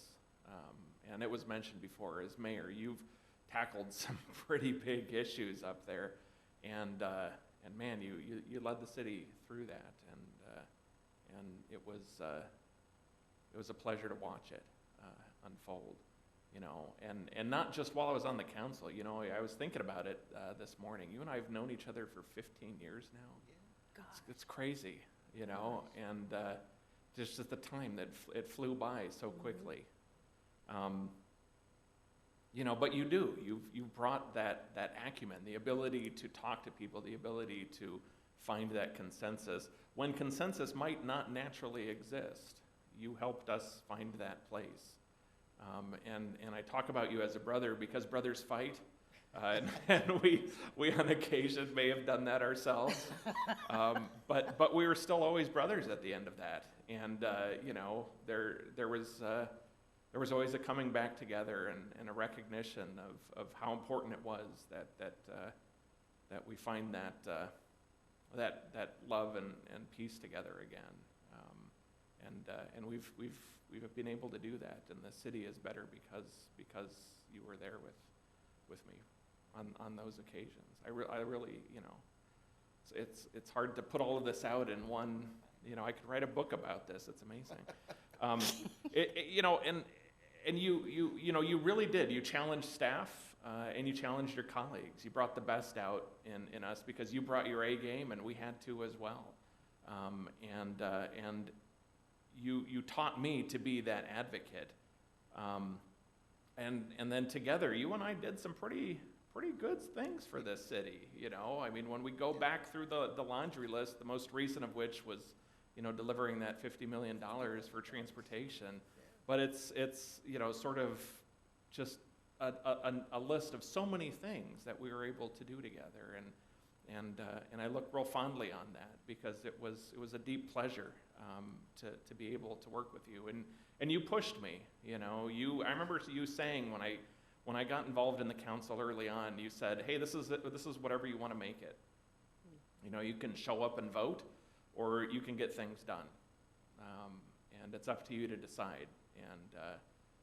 And then you helped me navigate that, you know. And one of the most important things you told me too was, as a new council member, you know, don't come in swinging a big axe. sit back, enjoy those first few months, because you'll never get to say you're, oh, I'm still the new guy. That the window closes really rapidly on you. So enjoy that time, but listen, and really watch what's going on, and take the time to meet with all the staff and council members and really get to know what the city is all about. And that was such a great experience for me. And I'm glad you gave me that advice. It was mentioned before, the family first theme when you were mayor. That set a tone for that year, but it still set a tone for this city, right? That concept, that phrase never left. And it was good that you brought it forward, because it was important for Temecula, but it's how you live your life too, and you set a good example for all of us. A family is first for you, and I'm glad to see you part of your family here today. I wish they could all be here with us today, and this year's a weird year, and the circumstances being what they are. I look forward to being with them at the park in the hopefully near future, and cutting a ribbon with the sign recognizing you and your family and your contributions to this city. I have to say, personally, I'm not letting you go. I'm not ready for that yet. There's stages of grief, and so I'm still in, I think, the denial stage right now. But personally, you still have a lot to contribute, and I know we've talked about this, and I still see you as a brother and a mentor, and somebody that I'm going to keep involved in everything we do in the city. We're not letting you go, and I expect that when I bug you, you'll be as gracious as always. And really, just one more thing. I appreciate getting to know you, not just as a council member, but as a person. We spent hours together talking about religion, about politics, about any number of random ideas, and I think we really got to know each other and really know each other's souls. And it's funny, because there's to paraphrase, there's a quote I like that I'll paraphrase for Temecula. It's Temecula grows great when men plant trees whose shade they know they will never sit under. You got to sit under a lot of that shade, because you've been here for 23 years, and trees get pretty big during that time. But you have done so much that is meaningful to the city that we don't even know the results of yet. And we'll be able to watch that, and you'll be able to see how the city grows because of your steady hand over that tenure. The last thing I want to say is that I wish our current city council and those coming on board today, I wish you all the kind of career and contribution and love that Mike had here with Temecula. It's a remarkable career, and if I could say I did half of what you were able to do in your tenure, I would be proud. So, Mike, thank you. Zach? Yeah, thank you. So I was thinking about how to sort of process what we're going to go through tonight, just in this environment, and I sort of thought back, and we've known each other for a while, and I think I shared this with you one of the first times I ever came to City Hall, but the first time our family met you was just on our street. My daughter was riding her bike, and you happened to be passing through. I think there was a fairly tragic crash prior to that was clearly weighing on you, and you saw my daughter riding her bike, and you stopped and talked to my wife and my daughter just to make sure they were okay, right? Like, just checking in. And Jennifer came back home, and we're sitting around the dinner table, and she's telling me this story, right? And I thought, gosh, if he cares that much about my family, think about the other families in the city, right? And And that really was the first interaction we had ever had with you, right, as an elected official. And we didn't know you as a person yet. But that really set the tone for the way our family views you and appreciates you and loves you, just from a family perspective. And over the years, we would support you in some of the things you were doing in our community and participate in democracy in our community and being involved. And then you appoint me to this commission, sort of bring me on board, and I get to learn from you. And I think I know I'm better for it, and I think you heard in a lot of these comments, there's certainly a theme, right? Like, they're a very impactful person, very impactful council member in our community. And what a legacy, that is pretty amazing. And so, you've pushed me to be a better person, just as a father, as a husband, as a community member, and what it means to participate in our community and be involved and be engaged. And you mentioned it, Councilmember Ron, you can show up and vote, you can get engaged, and we get engaged, you get engaged. And I think that's really the core of some of the things that I think when I think of Mike Nagar. We've shared quite a few rides on the bike. We just certainly share a love for being active and being outdoors and hiking. And while we haven't had an opportunity to lately, I think back to one of the rides that we were on. I think we were riding around Diamond Valley Reservoir, and we were talking about future. And I think I said something to the effect of, I don't think we're ready for you to leave yet, I think is what I said. Talking about you retiring, because I think you still have so much to give, and I know that. And while you are retiring now, and you've certainly given the city everything, you'll continue to give, and I know that deep in my heart. So as we see you move on into retirement, and we congratulate you, and we sort of reminisce about individually how we know you, and we all know you differently, right? Like, in the community knows you differently, and so we know several different sides of you and different parts of you and your family. And I think it is important to acknowledge your family. Your family gives up a lot. All of our families give up a lot as we sit here and the things we're involved in, and we're in just engaging in democracy here and engaging in government in our community.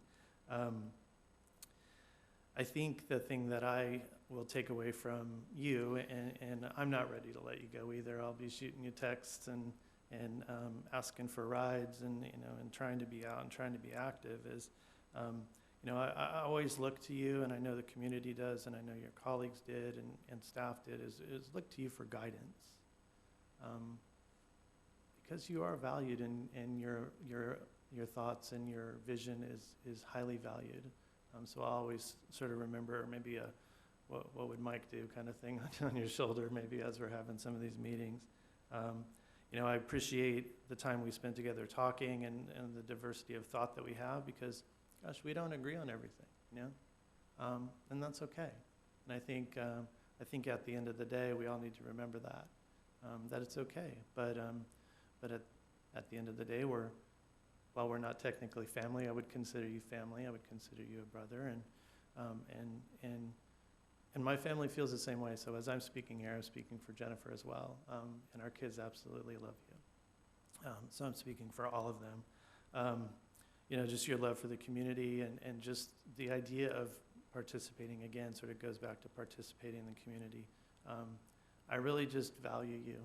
I really appreciate everything you've done, and will continue to do. And while I won't have the privilege to sit up here any longer with you, I've enjoyed the last 2 years with you, and the 6 prior to that on the Community Services Commission as being part of what we would consider Temecula family. So from our family to yours, congratulations, and we love you and appreciate you. Well, it's my turn, and I cannot remember the first time we met. We both served as commissioners, so what, 1995, maybe, something way back. way back. So, you know, people who watch the television broadcasts oftentimes comment that you guys interact, you know, like your family.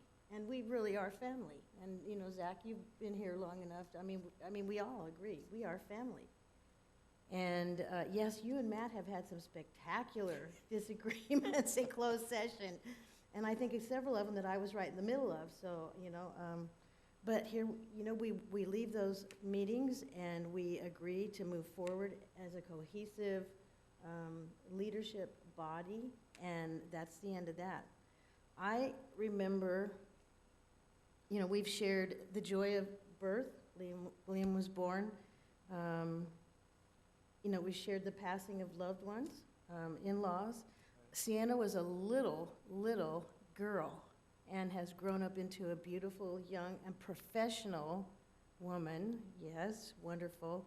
Mila and I shared so much fun over the years, sneaking over to each other's homes in the middle of the night on Christmas Eve or early Christmas morning and leaving these bags of, you know, really, because we have the same kind of, you know, we like the same kinds of things, and collecting things over the course of a year, knowing that we're going to exchange them, and it's been so fun.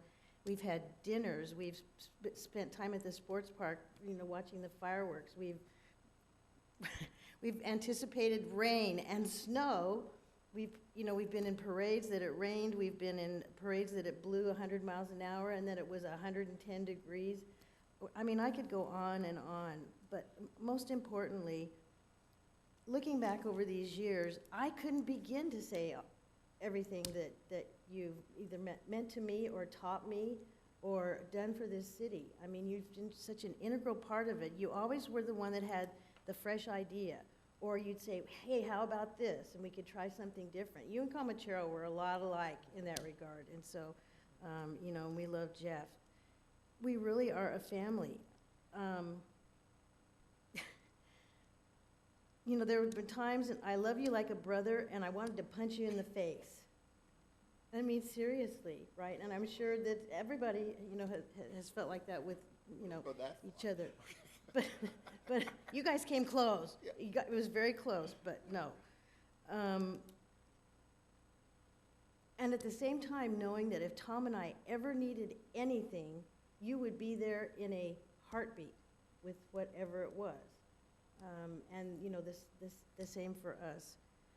We've seen you grow through Liam's maturing, coming from, you know, a young child, and you kind of lost for a while. You don't know, you know, when parents get news about their children, and, you know, your faith was always so strong. And to see you come through that and enjoy your son so much, and I know that's one thing you want to do is spend time with Liam. And oh my goodness, he's turned into just a fantastic young man, so talented. I was shocked to hear him sing the national anthem that time. I was absolutely stunned. And to see you, you know, sitting there. You sent us the clip, you know, always sending us clips of things that the kids have done. So that's just part of who you are. And I like the story that you tell, that I think the number's grown over the years. I think it was you tried 5 times for the Planning Commission, then it was 6 times, and then, no, you applied 7 times, and I think we're up to 10 times now. But it was a lot. Yet you loved Temecula so much, you did not give up. You were determined to serve on the Planning Commission. And the first time I ran for City Council, that's the only election I've lost, and you beat me. Yet I showed up at the very next meeting, sitting as the commission chairman, and you know, watched you sworn in on the council, and it was amazing. I also remember when I was appointed to the council after Jeff Stone ran and won his seat at the Board of Supervisors, and you were very instrumental in you know, encouraging me to you know, put my, so to speak, hat in the ring. And I was serving on the school board at the time, but my term happened to be up exactly at the same time. So it worked out beautifully. And I remember there were a couple of years where you were the object of another developer, an angry developer's scorn. And he would show up at every council meeting and, just blast you, saying horrible things, calling you names. And I remember the first time that happened, and I was so appalled. We actually took a break. You know, the beating had taken such a long time. He came up under every council item, under every agenda item, he would come up and speak again, and then take it out after you.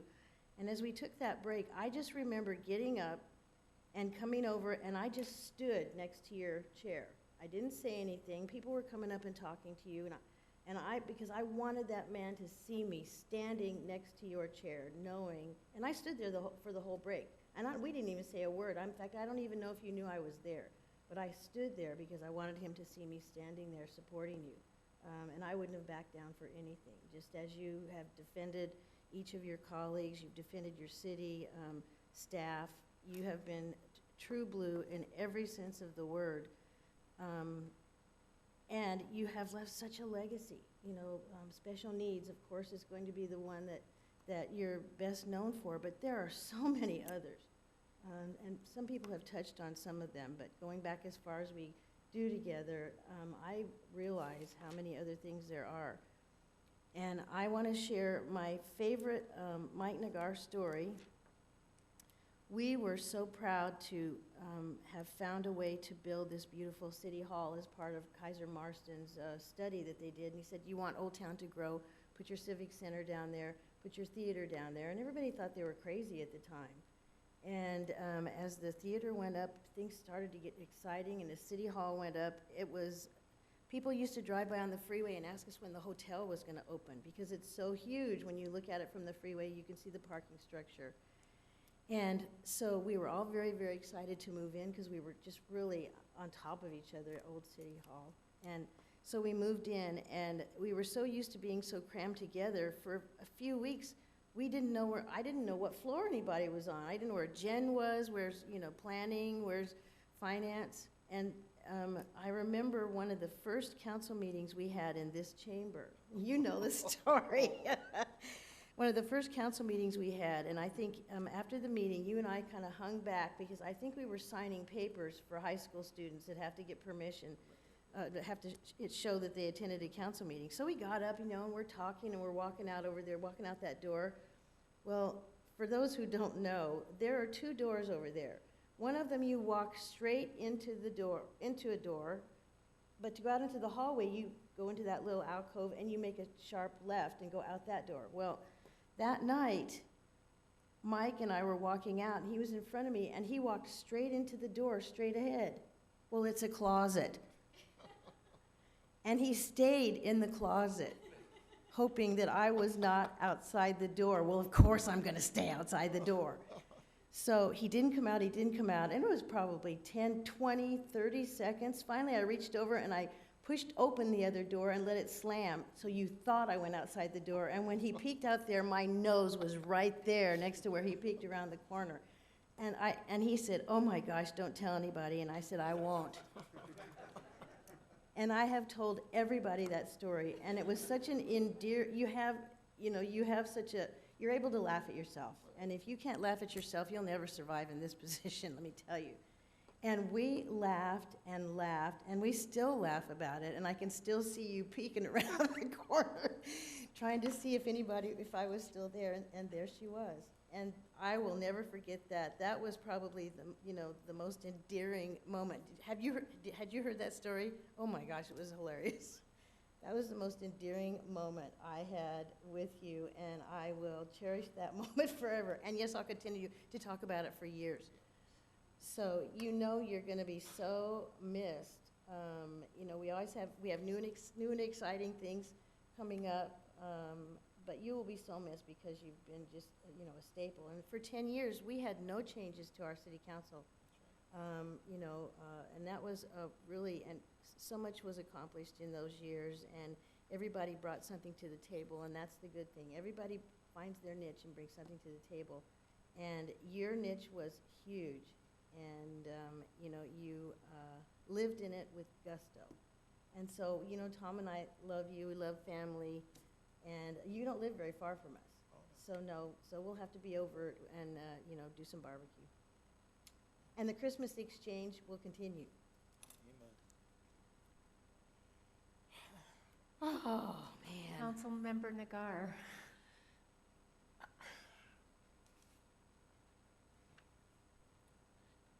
I want you all to know how difficult it is to sit up here and listen to those things. I'm not used to it. A few weeks ago, I sat in Aaron Adams' office, and for the past few months, I've been contemplating leaving. And as he said, it wasn't the work, it was the people. I was very saddened because of the relationships that were formed. And forgive me. Many people, everybody here today knows, but maybe people out in the audience don't realize that, when we take the dais, you're sort of seeing the finished product. You don't see all the sausage making behind the scenes. And trust me, there's a lot of sausage. There's a lot of good sausage. There's a lot of bad sausage, but at the end, we end up with good sausage. And that's the process that occurs. And then we bring it out to the public for approval. I'm just not used to some of the beautiful things that were said tonight.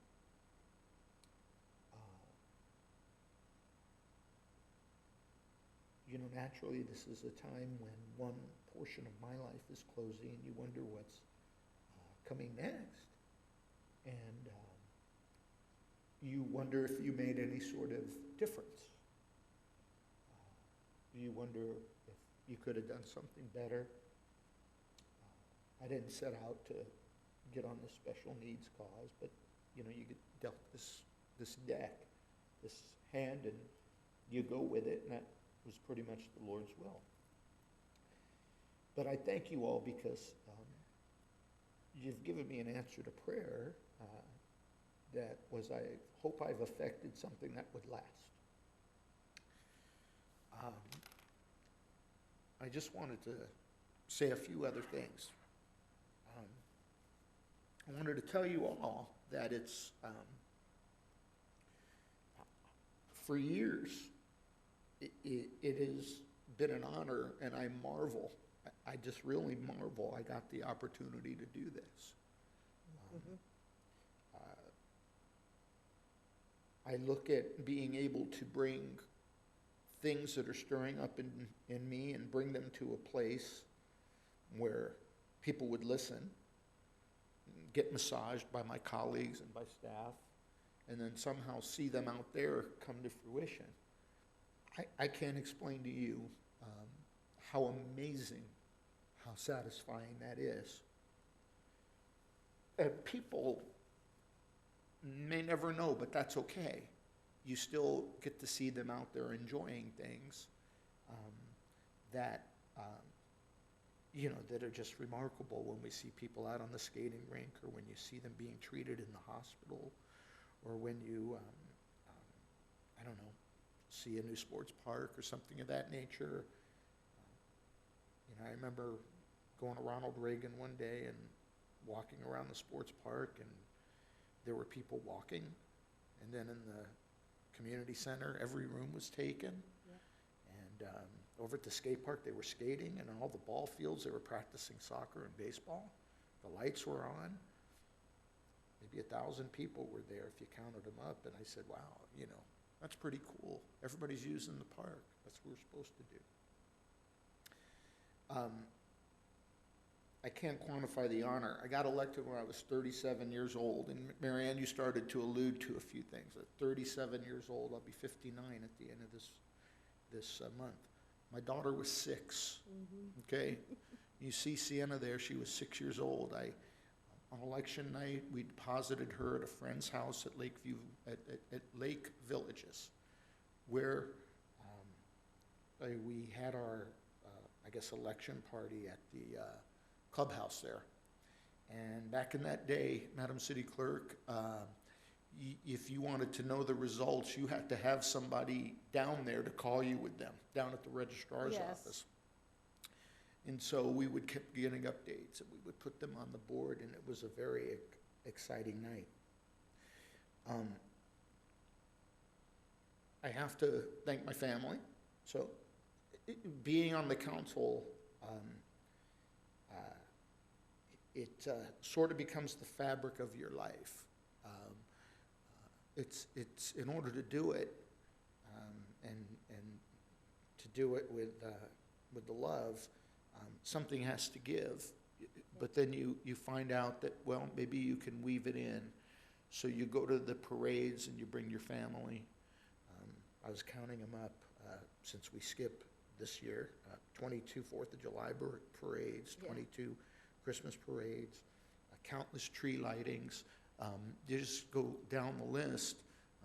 This event, that event, the rod run, this and that. You learn to just say, well, that's what we do as a family. And that's just what we do. And that's how you incorporate it in there. And so you can serve and be with your family at the same time. But it's not without any family sacrifice. So Sienna, thanks, because you were a big part in, not even a big part, the part, okay? And you know, every year it's, where's the White House Christmas decoration? Are we going, what day? Yeah, I know. Where's the, when's the parade? Okay, are we going to the tree lighting? Oh, no. I mean, and of course my wife Mila, who put up with every up and down, high and low, you know, that goes along with doing this. And, you know, I had a mother and father-in-law who kind of filled in the gaps when I couldn't be there, when, you know, city service, when I say fill in the gaps, with my daughter and of course with my wife. You know, family kind of goes on even when you're not there. And I know everybody here kind of experiences that when you have to do long hours. I'm a firm believer in Jesus Christ. He gave me this ministry. And let me be real clear when I tell you it was clearly a ministry. And what I mean by that is that I just, as I said, marvel I got to do it, and got to do it with a blessing. I can't even put a value on that. But in the same manner, I know clearly that door has closed. So I have no, as far as leaving, I have only remorse of missing everybody, but I know there's some other things out there. I don't know what they are yet, but that fire is still in me. So we'll see where that goes and what that does. Okay, so a few other things, if I may. I talked about the sausage making, and I talk about us being a team, and no matter what any idea anybody has here, nothing gets done by any one person. And so people are saying, Mike, you've done this, Mike, you've done that, and you've done this and you've done that, and that's flattering, and I thank you, and it's a beautiful thing. But nothing I have done has been done alone. Nothing. Not without the help of my colleagues over the years, and not without the help of staff. It doesn't happen. And so in many ways, if I've had any victories or any accomplishments, I think that we share in them all. But that's the whole team concept. We all find our place. And I know it might sound a little colloquial, but it's the absolute truth. If we all just found our place and the machine hummed.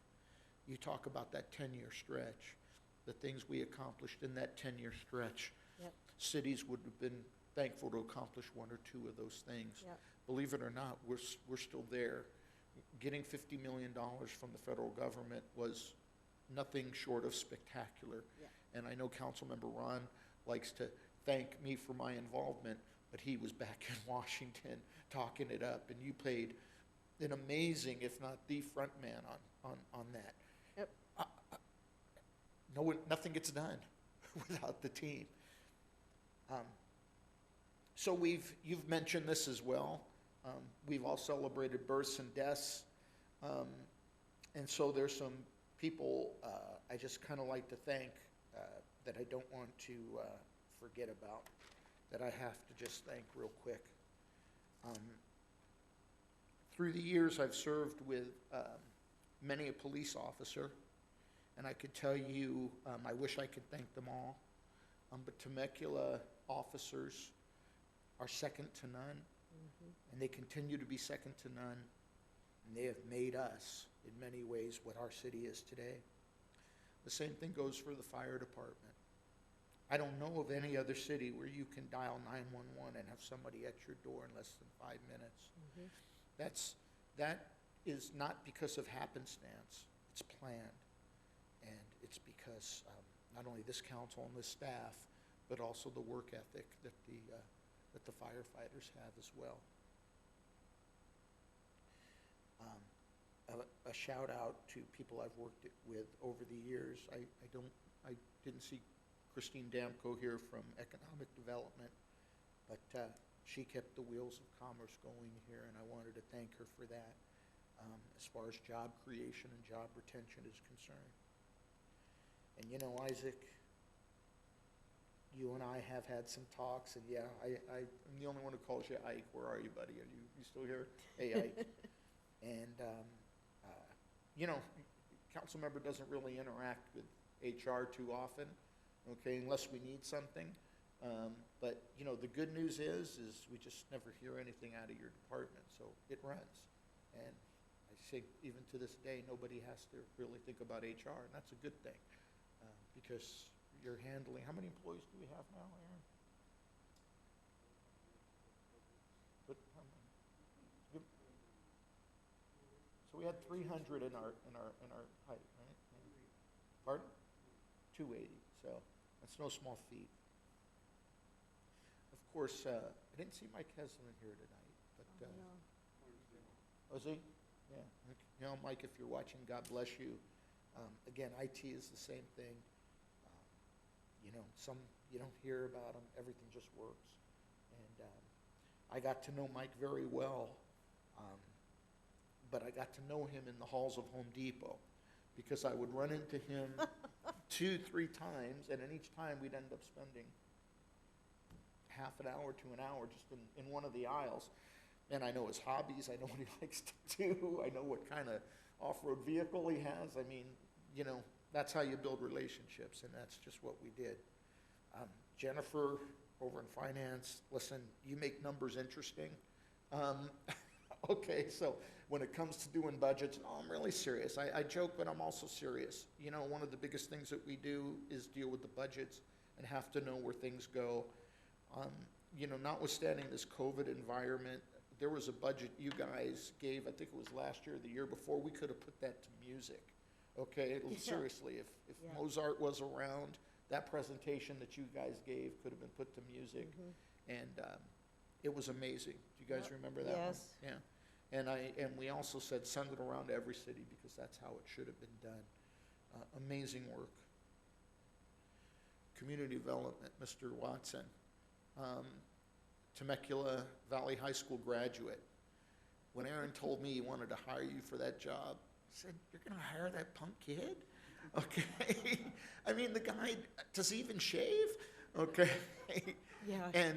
And yet, you know, that's unfair, okay? Because I got to tell you, and I do a lot of work in many planning departments, I don't see a flaw in your department whatsoever. And when you think about planning, building and safety, and code enforcement, you guys are pretty tight. You're very tight. And you know what? We've collaborated along, not only, you know, with me, but on subcommittees, and we get it done. Didn't we, Luke? We get a lot of good stuff done. Everything that you said from the podium, just right back at you. Okay? No compromise, but we're always fair. So thank you, Luke, and thank you for your kind words. Randy, as city clerk, you've upped everybody's game. Okay? When you came here, you brought a whole new dynamic to the city clerk's office. You put us on the state map. You put us on the national map. Showed us how city clerking really should be done. Woke us all up and said, boy, we need to increase our voice, and then you made it happen. So if I helped you up your game, you helped me up my game tremendously. And I want to thank you for that. Believe it or not, no, you'll believe it. You say you learned from me. The things I learned from you about legislative issues, I know are going to help me moving in the future in whatever I do. So I want to thank you very much for that. All right. Public Works, Pat Thomas, where are you? Mirror right back at you. Thank you for your kind comments, but you know, sorting out, let me tell you, to do a public works project, everybody, there's about 15 pots of money, okay, to try to make something work. You go grab $1 million here, $2 million there, $3 million there, $15 million there, and then when you cobble up all the money to do the project, you hope and you pray that the price of doing it doesn't go up, and how much of that has happened to us. So along the way, you got to do everything quickly. Pat, you came aboard and you squared everything away in your department. I wish I could mention everybody, but it just, time doesn't permit, but from Ovlin to Amir to Ron to you guys, but I also want to give a special shout out to Rodney Tidwell, okay, and I'll tell you why. I've never met Rodney personally. He has just been this like magic man in the background who, when you have an issue, he gets it done. Yeah. But I remember there was a year where we had the Rod Run and the Balloon and Wine Festival going at the same time. It was a Saturday. The city was as busy as it could be from a public works point of view. I got a call from a constituent in Red Hawk. It was a grandma who had her grandson over for the first time, I don't know, in several years. And they were playing ball out front, and the ball went into the sewer. Oh, I remember. Okay, and she called me, and she says, is there anything you can do? Well, personally, I can't do anything, to be honest with you. At the time, I don't know how I did it. It was either through the city manager's office or right through the public works director. And I told the lady, hey, look, I don't think so, but we'll see what we can do. Next thing you know, we find out that Rodney made time to do it, went down to the lady's house in Red Hawk, opened up the sewer round circle thingy, manhole, got the ball, gave it to the kid, and went back doing their work. That's the spirit of Temecula. So pass that on to Rodney. I don't think I've ever met him, okay? But he's been here that long. The shadow. Yeah. I probably have and just don't remember. Yeah, please. Yeah, please do, but let them know. This is going back about 10 years, but I've never forgot that because Rodney's dedication became my dedication.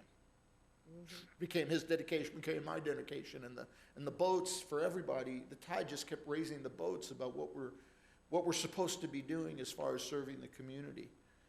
I'm almost done, folks, and I appreciate you listening. There is no successful city manager without Betsy Lowry. There is no successful state of the city. I can't say enough about her. I can't even begin to try. No. But her energy level, dedication, and love is second to none. And again, you know, she makes us look good. Yes. And so, you know, you say, boy, Mike, you did this. Boy, Mike, you did that. Boy, Mike, you really knocked it out of the park at the State of the City. Yeah, really, it didn't happen without Betsy Lowry. And that's a fact. Mr. Butler, I'll tell you one thing I learned from you that I always wanted to be. You don't talk a whole lot unless you have something to say. And when you have something to say, it's informative and it's fun or it's funny or it's, you know, it's about the work that we do. And I've always said, you know, Mike, you need to shut up and listen more. Why don't you just try to be like Red Butler, okay? And just sort of like tone it down, okay? So I wanted you to know that. It's funny you say that. Of course, people, again, won't realize, maybe I'll remember, Greg, you were project manager for this whole building that we sit in, which was no small task. It's a great job, even to this day, and thank you for your kind words. Peter Thorson, are you still out there? I am, Councilmember Nagar. Okay. So, listen, Peter's been here like, what, 25, 26 years, Peter? How long? How long now? It's about that. About that. And so I'm going to advise my fellow council members that if that continues, like if he starts hitting 30 years or something like that, to be suspicious. Because I think this man is driven by AI, artificial intelligence. And sometimes I wonder if it's not like Men in Black, where there's like some little alien in his head, because the guy keeps going and going and going, okay? And Peter, I mean that with all the love. I thought I would outlast you, but here you are. You've outlasted every single council member and every single staff member. And he never loses. Okay, and Peter, in all honesty, your legal advice over the years has not only kept the city's legal exposure extremely low, but you've kept me and my colleagues out of trouble. And not that we would have gotten into trouble, but always made sure we stayed clear of trouble. Right, Peter? Absolutely. Thank you. Good answer. So I'm telling you, if he's here another 4 or 5 years, look at this seriously, okay? All right, I'm just saying, all right? Mr. Adams. Oh, by the way, I had fun calling Peter our city attorney. He's the attorney general. When I was mayor, I liked calling him the attorney general. Always wanted to have fun. So, finishing up here with this snot-nosed kid to my left, I joke when I call him the snot-nosed kid because he is a Temecula success story. He came here as an intern, and now he's the city manager. I want you to know what type of dedication it takes to be able to do that. That is no small thing. He did not get a leg up. He got no preference. Nope. In fact, there was a time when things were looking pretty bleak under a knucklehead city manager at the time. But we passed through all that, and the Lord had a purpose, and here you are as city manager. And, we've had two fine city managers. One is Sean Nelson, which I'll thank here in a minute, and you. And right at the right time, you guys passed the baton, and you've taken it, and you've run with it. And you run a darn nice city hall, Aaron, and a darn nice city. And I know I've given you a rough time, and then I've apologized for it, okay? And then you said, oh, it's that, it's okay. Thank you. I really appreciate it. Now let me see. Where's my brother Kevin Hawkins out here? Where did he go?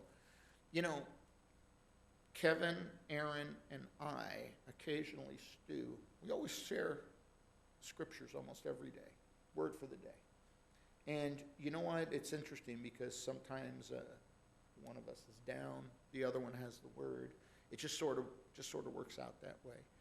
And you and I have shared some deep stuff, not only deep stuff of the Lord, but deep stuff of family. I enjoyed your treatise on your experiences of growing up black. That changed me. That gave me a lot of insight. It also made me feel safe opening up to you. And I do remember the day we met for the first time, and that was at the park at the special needs, and at the special games.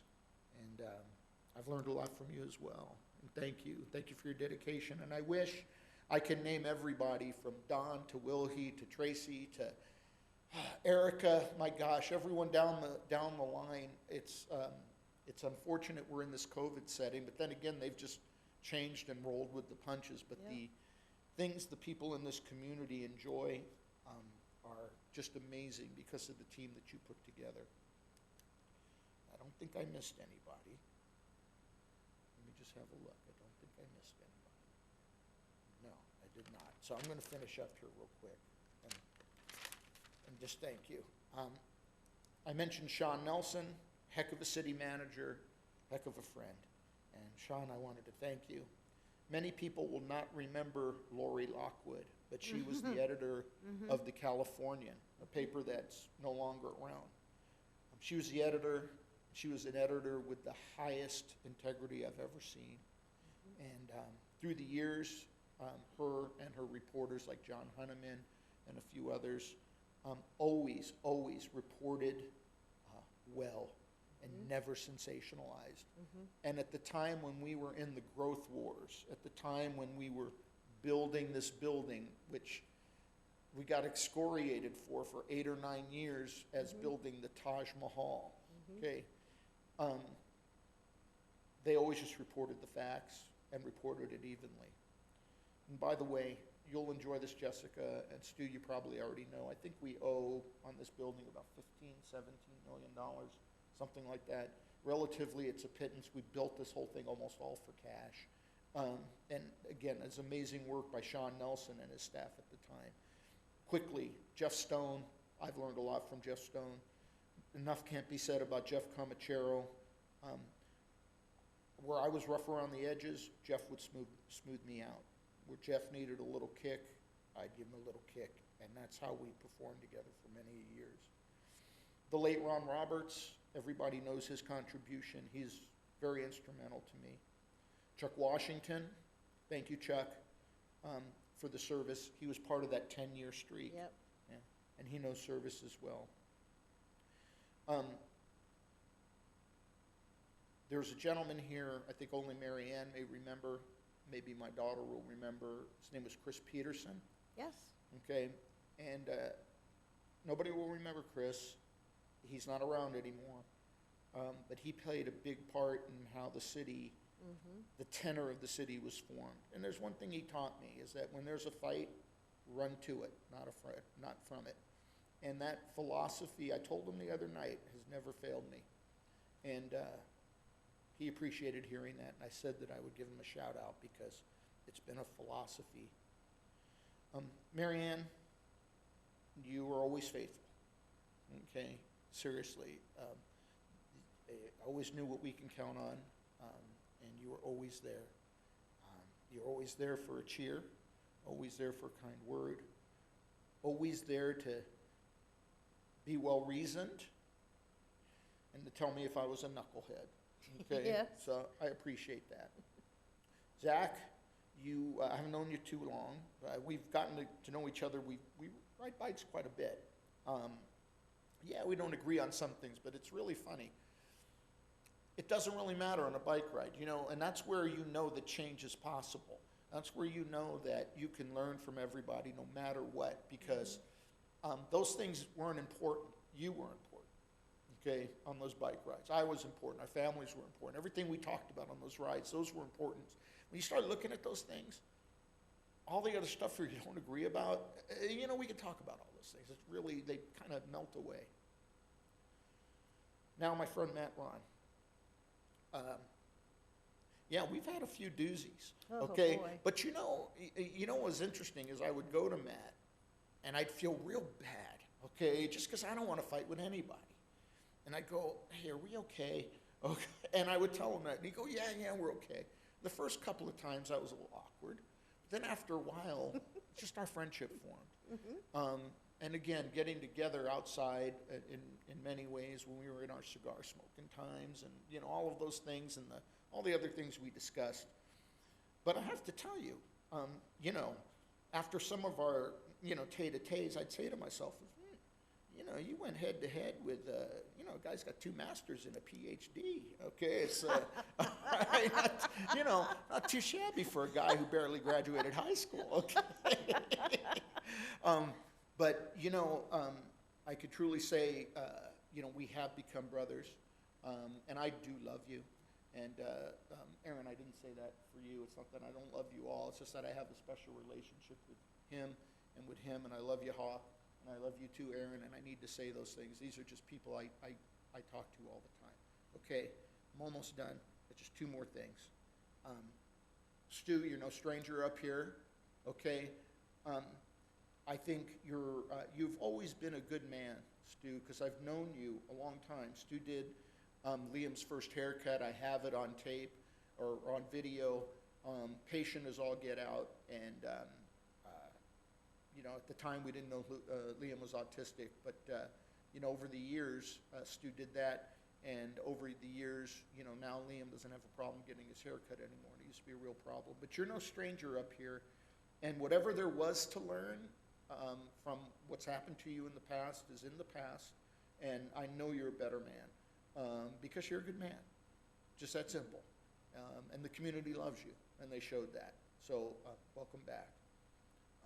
To Jessica Alexander, you are an answer to prayer. Part of me leaving, I really lamented who would come. Not that I'm any special person, but like all of us, we never wanted to get somebody in here that would break the team or the team spirit, or would get so political that it would become very difficult to run city business. You'd feel the knots in your stomach. You'd know you're going to have arguments at night. There's no fun in that. In fact, it's very stressful. Jessica popped up on the radar screen, and I'm not going to go into all your qualifications. Heck, you're elected already, okay? So, you know, the people overwhelmingly elected you, and I think that as time goes by, you're going to be a wonderful council member. You certainly have a great support in your husband, and with 5 kids, trust me, you're going to have to study that fabric I talked about, okay? of it just sort of melting in, okay? My last comment is this. If the council could just do a couple of things for me, or a few things that I wasn't able to finish. I don't think I need to belabor the French Valley Parkway. I think that's tops on your, but get that Margarita intergenerational center built. That is just gonna be just fantastic. And really, if you can get Friendship Park built, and maybe that'll be perfect for the Ready Commission to really tackle. I think Friendship Park is going to demonstrate what we've been talking about as it relates to diversity and equity and inclusion. Something that's been very difficult in dealing with that issue is I consider myself a conservative, a very conservative person. And so from the conservative end, we hear a lot of people say that when you implement that sort of commission, you're pandering to some sort of liberal cause, okay? At the same time, you realize that there are things within that cause that have to be addressed. And it's not a liberal cause or a conservative cause anymore. It's just something that needs to be done, and we sit up here with the power to do it. And not only the power, but the obligation to do it. And so you do it.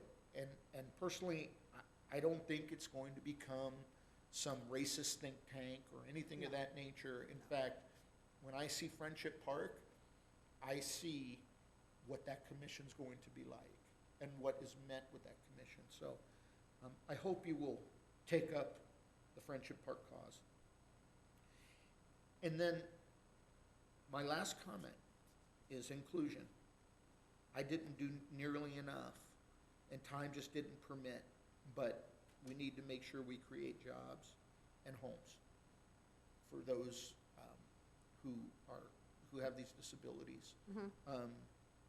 When they graduate high school, they're going to sit on the couch and play video games unless there's some sort of meaningful employment. Dr. Ron, you and I were on the education subcommittee. We've talked to Roger Schultz. His wife is a special ed teacher. They're ready to create college courses at Mount San Jacinto for special needs. They will do that if somebody sees it through. If you go to them and say, let's get these things going, they will do that. And I work with them every day, Mike. Yeah, then please do that. And I know you and I have talked about small homes, tiny homes for seniors and for special needs who can somewhat take care of themselves, but they can't do it in a 1-bedroom or 2-bedroom, but they need to be independent. We need to still work on that. Ladies and gentlemen, did I miss anything? Thank you. Just thank you for everything. I just want you to know I love this city, and there was never a day, all you citizens out there, I did not give you 100%. I kept every promise, I kept the faith, and I finished this race. And with that, I move the item.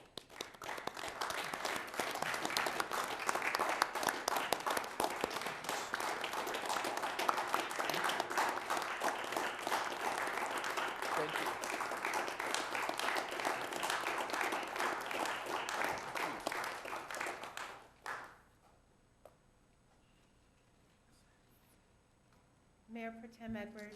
Ma'am. Councilmember Nagar has moved the item. I'll second. All right, and can we have a roll call vote, please? Yes, Mayor Pro Tem Edwards, Aye. Councilmember Nagar, Aye. Councilmember Ron, Aye. and Councilmember Schweik. Aye. Okay. So at this point, I will go ahead and move down to the podium and conduct the oath of office for the new members. I'll first invite Councilmember-elect Jessica Alexander, and if you wish, David as well, to the podium.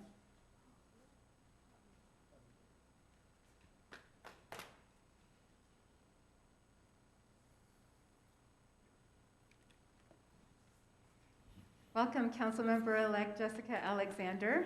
Thank you. If you would like to raise your right hand and repeat after me.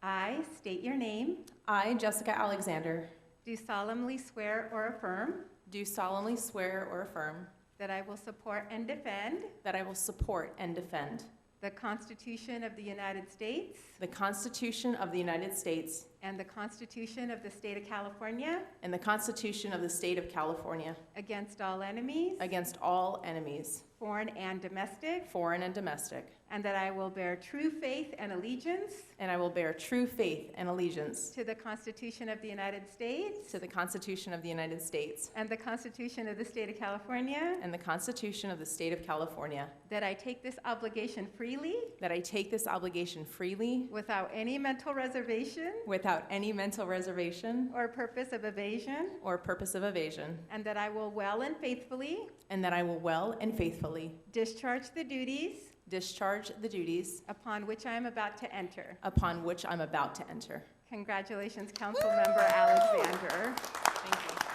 I'll ask you to have a seat, and we'll go ahead and have a seat, and then we'll go ahead and invite up Councilmember-elect Stewart.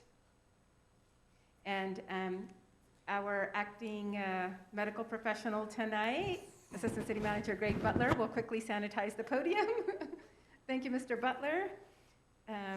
Councilmember-elect, I want to say James Stu Stewart, because I've been saying that. Stu, would you like to raise your right hand and repeat after me? I state your name.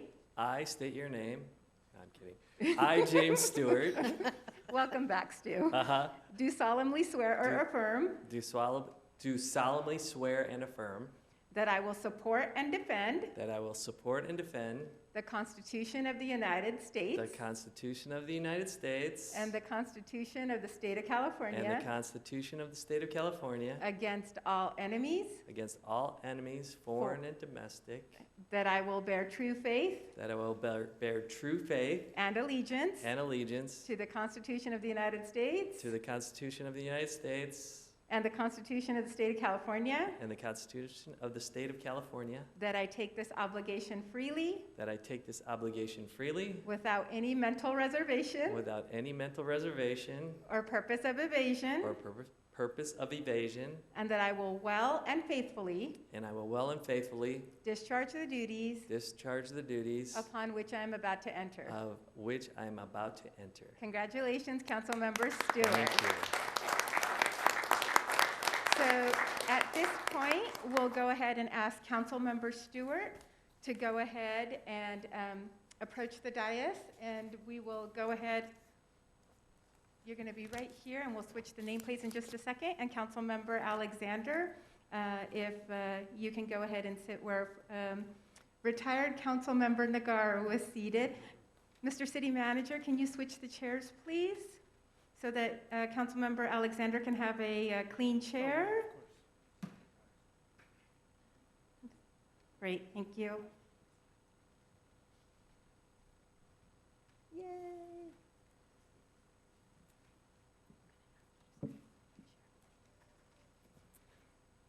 And with that, Mayor Pro Tem Edwards, the newly elected council members have been seated, and we will go ahead and move to council member comments by new members. So, who would like to go first? Ladies first. All right. All right, well, I am very glad to be back.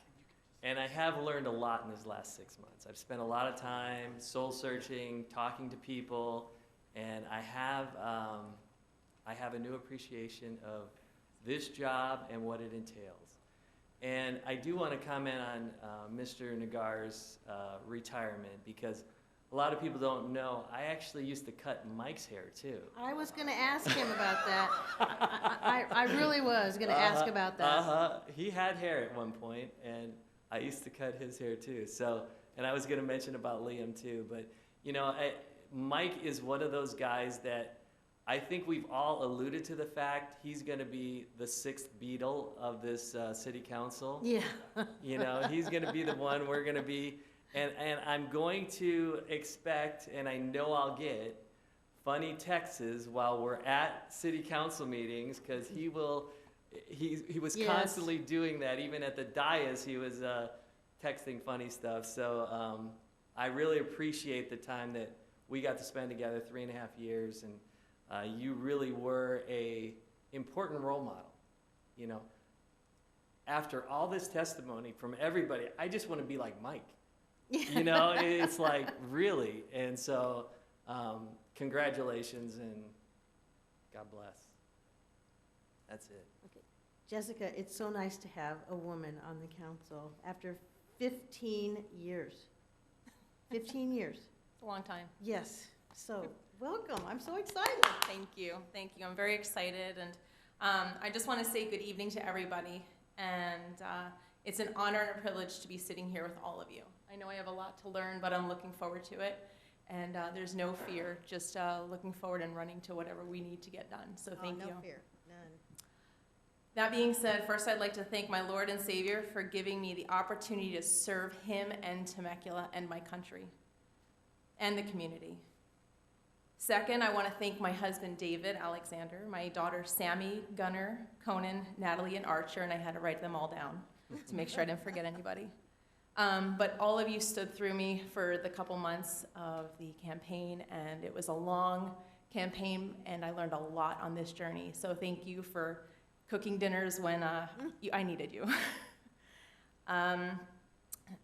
Thank you very much to my campaign team and all the volunteers. We had about 60 volunteers, and everyone put in hours and hours of dedication to make sure that I get up here, and I couldn't have done it without them. The fellowship, the time together, the learning, I learned a lot. I have a great team as well out there, and I'm looking forward to building up a team in Temecula as well, with everybody, not just behind these seats or behind this desk. Next, I'd like to thank all the voters who voted for me. It's a privilege to be here, to serve you, and I always have said since the beginning, I have an open door, and I always love talking and listening to people. It's my best part of who I am, and so please come to me at any point in time to talk. And that obviously goes for everybody here too. I look forward to really meeting everybody. It sounds like such a family that I'm going to be getting involved with, so thank you. Most importantly, also to Mike. We had a good couple conversations initially, and I'll never forget the day when you knew that the Lord put it on your heart to support me.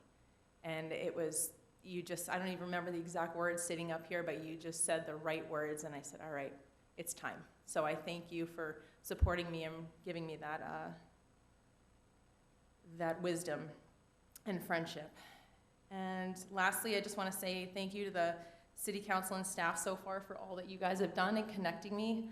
I've already been getting tons of emails that I'm still going through on a daily basis, but I'm looking forward and I'm learning a lot already as to what this city is about. And I love this city. I love being here. We've only been here for a few years, but when we were moving back to California, I knew in my heart Temecula was it. So thank you. So that being said, I just want to wish everybody a Merry Christmas, a Happy New Year's, and God bless to the city of Temecula, our country, and our freedom. Thank you. Thank you, Jessica. The first time we talked for 2.5 hours. Yes, we did. Till 10:30. Yes. Yeah, it was great. All right, so Randy, are we ready to move on to the joint meeting, City Council Community Services District, item number 13?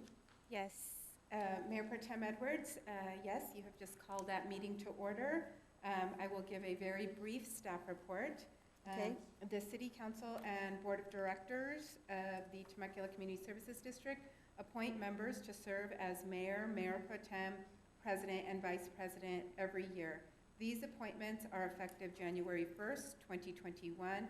The newly appointed mayor, mayor pro tem, president, and vice president preside through the calendar year 2021.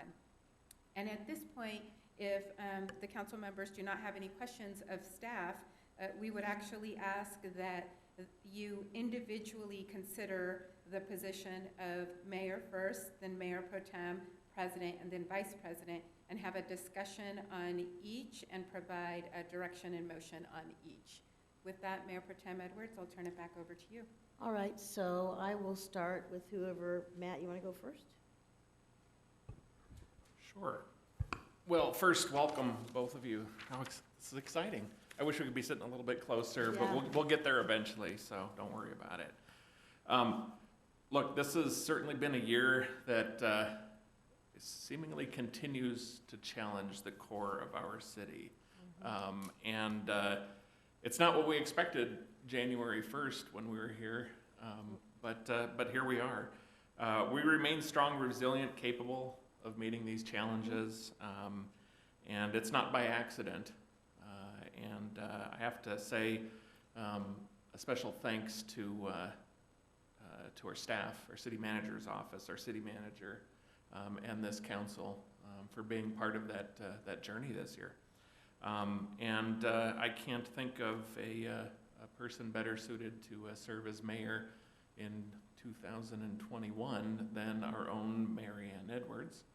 And I'd like to nominate her for that position. Thank you. And just wanted to say thank you for your service this year and being a voice of unity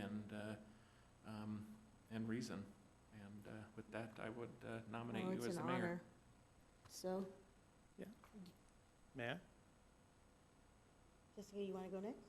Have somebody else go. Okay. I would happily go, if you're Go okay ahead, with that, yeah.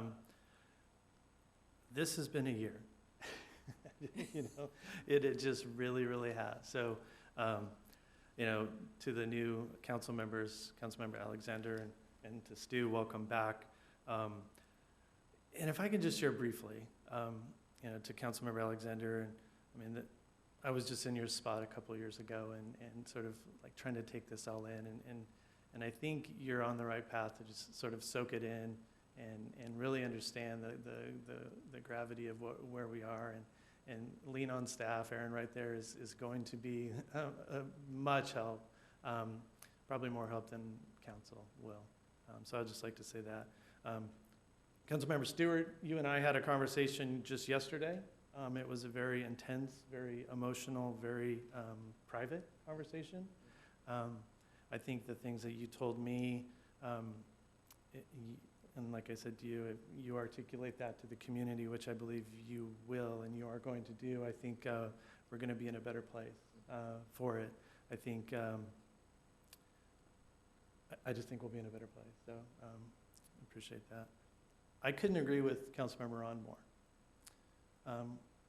Mayor Pro Tem Edwards, you stepped in when things were rough, and it's been a tough go, but you were sort of the glue that held us together for a little bit, and so I would certainly concur, and I would second Councilmember Ron's motion that you would serve as mayor next year. Can we still take comments? You ready now? I'm ready. Okay. Well, as my first, I want to make sure I'm saying the right things up here, obviously, but I absolutely concur to nominate Mary Ann Edwards as well. I've had a couple good conversations with you, and I've spoken to a lot of the people, and I feel that you will absolutely be best for that position, as you've done in the past. So thank you. Oh, thank you. Thank you. Stu? Well, yes, I totally agree. I think you would be a great mayor for 2021. So I highly recommend we vote on this now. Okay, Mayor Pro Tem Edwards, we actually have a motion by Councilmember Ron and second by Councilmember Schwank with concurrence by the remainder of the colleagues to go ahead and elect you as mayor for the calendar year 2021. And I'll just now call the roll call vote. Councilmember Schwenk? Aye. Councilmember Ron? Aye. Councilmember Alexander? Aye. Councilmember Stewart? Aye. And Mayor Pro Tem Edwards Furnell? Aye. As strange as it seems to vote for yourself, aye. Yes. So that is a unanimous vote by roll call. Next will be the position of Mayor Pro Tem. I'm sorry, Mayor Pro Tem. Mayor Pro Tem, this is different this year because there's a seated mayor, and the seated mayor usually speaks to the election of the next mayor and may also address the office of the Mayor Pro Tem. So it's a little bit different this year. And over the years, I know that everyone has the impression, and we have promoted that same belief that we follow a strict rotation on the council. And I think that started because we did have the same council for 10 years. And so we pretty much did follow a rotation just so that, we'd had even spacing for everyone who served as mayor, and everyone was experienced.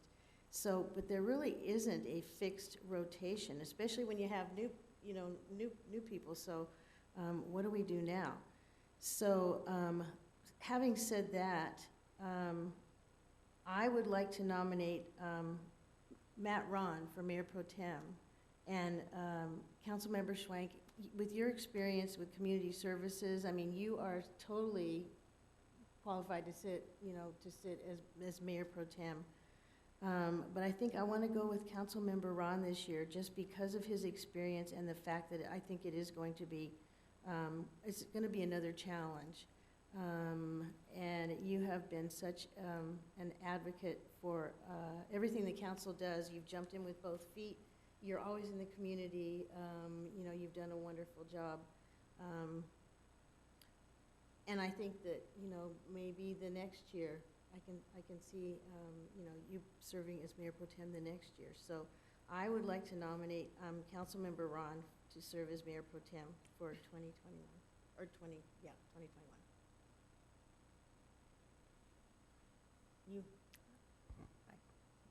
You want to go now? I can go. Okay. I'm ready. So I would like to say the same thing. I guess I agree with Marion Edwards, or Pro Temp Marion Edwards, that I would definitely agree that Matt Ron would do an excellent job.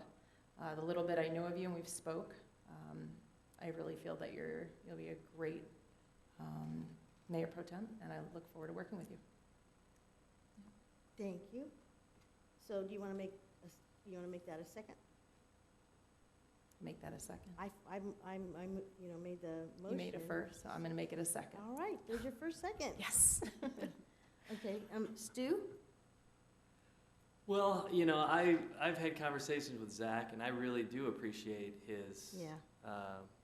his tenure here for sure.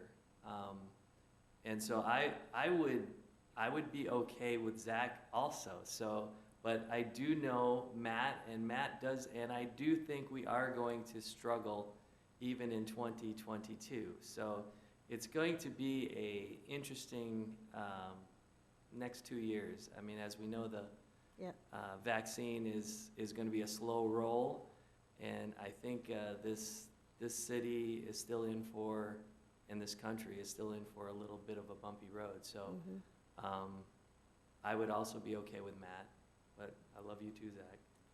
So it's like this is really difficult. Yeah. It really is, because we do love and respect each other so much. So May I just say something? Sure. I don't want to be the one that doesn't get to say anything. No, I was going to come to you next. Okay, good. So this has been the year of the uncomfortable conversation, right? Yeah. So why not have another uncomfortable conversation, right? Listen, at the end of the day, you are more than qualified, right? Like, there's like literally no way that anyone could say, well, Matt Ron's not qualified. It's just like you just literally couldn't say that, right? So to say that I wouldn't support you for Mayor Pro Tem would be, it would be silly of me, right? Like, I just, there's no way I could justify that to the public, or I could justify that to myself. You know, so having said that, I feel that, that I also bring a lot to the table in my history with the city. 6 years on community services, 2 years now here. You know what you get. You get honesty. You get a hard worker. You get someone that jumps in and does what he has to do. So, you know, at the end of the day, you know, I don't think we need to have nasty sausage being made or anything like that. But, you know, this is no John Trumbull. So, you know, this is part of it, I guess. I think where I could land on this, supporting you, is if we at some point in the future bring back an item to actually sort of talk about this, right? Because you had, and Mike, you alluded, Mike's gone. What the heck? He's not allowed to leave? Oh, no, there he is. Sorry, I didn't see you. We talk about having this, this 10-year run, right? So it was just sort of normal. It was like this wheel that just rolled, and every 5 years you were mayor again, and it just sort of was what it was. And we're getting into this point where we're having this conversation tonight, but we might have this conversation in 2 years about Councilmember Alexander rolling into Mayor Pro Tem in her, what would be, third year, right? Or maybe the prospect of Councilmember Stewart being mayor again. So, you know, I could land on this and feel comfortable inside, you know, sort of supporting you and looking to next year and holding your feet to the fire that next year I would serve in that Mayor Pro Tem role in my 4th year on the city council, which we were all elected. So, you know, the people have elected us all to represent, so I could feel comfortable, but having a realistic dialogue about what that looks like going forward, right? What that looks like in 3 years from now. So we're not having this conversation like this in the public and saying, well, you know, we like you, but I'm not quite sure. So I would feel comfortable and if we did something like that mid-year next year. We just talk about it. I don't see why that wouldn't be acceptable. You know, what are you thinking? Are you thinking of some kind of a policy or something? Well, I mean, listen, you can say, you know, it always wasn't that way. Mike, I don't know that you were mayor in your first term, right? And I'm not saying that everyone deserves it. That's not what I'm saying. I guess what I'm saying is, why don't I deserve it? What have I done? What have I shown the community that just isn't there yet? I guess that's where I'm at. So I think if we have this dialogue, we don't have to set a formal policy, but more along the lines of like, what's the expectation? What's the role? What's the expectation? What's your expectation, right? Right. In 2 years. Right. What's your expectation in 2 years? Right. The expectation for me when I was elected council was next year would be my 3rd year, and just doing the math and seeing how everything played out, I would roll into Mayor Pro Tem in my 3rd year.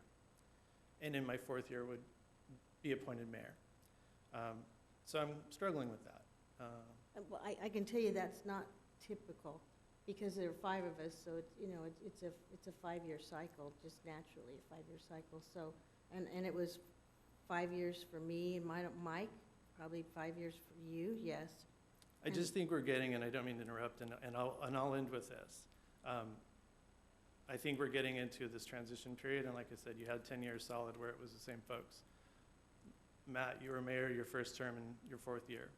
Stu, you were mayor pro tem in your 3rd, mayor in your 4th year. So there was somewhat of an expectation that would continue. And that since it hasn't continued, I'm just struggling with that. I know, and I think, if I might just add, maybe to make you feel better, and I think the reason that Matt ended up having that position in his 4th year, because we had there was a brand new council member that had taken, you know, someone else's place. And so that was the logical choice, other than having that brand new council member, you know, serve as mayor or mayor pro tem. So it kind of just depends on the situation and the Sure. circumstances at the time. I do feel I feel where Zach is at, though. I do feel there is a certain expectation based on past rotation schedule that you would expect. And so that's where I'm kind of struggling a little bit with it too, because I do understand where Zach is coming from on this. Because, and that's how I became mayor my 4th year also, was because there was an open spot. That's when Zach came in. So that pushed him down the ladder one. And so, yeah, I am struggling with this too. I mean, I totally get where Zach is coming from. So. And actually, there have been council members who never served as mayor. Right. A couple. So Yeah. that's why I kind of opened the meeting by saying there was a perception that there was a fixed rotation. I guarantee you, if any of us, had done something that was questionable, we would have been skipped over anytime. So it just depends on the situation at the time. Not that you're not absolutely qualified. You are. And qualification is in the eyes of the beholder. And obviously, you were elected, so people, believe in you and think you're qualified, and I do too. But it's, typically there are 5 of us, and so I think the expectation should be, that you would serve every 5 years. And if anything happens that's sooner than that, I think it's kind of a nice surprise. But I have not, I don't think I've served any sooner. If I have, it was because we had somebody new on the council. So I'll just end with this, because I don't want to belabor this all night long.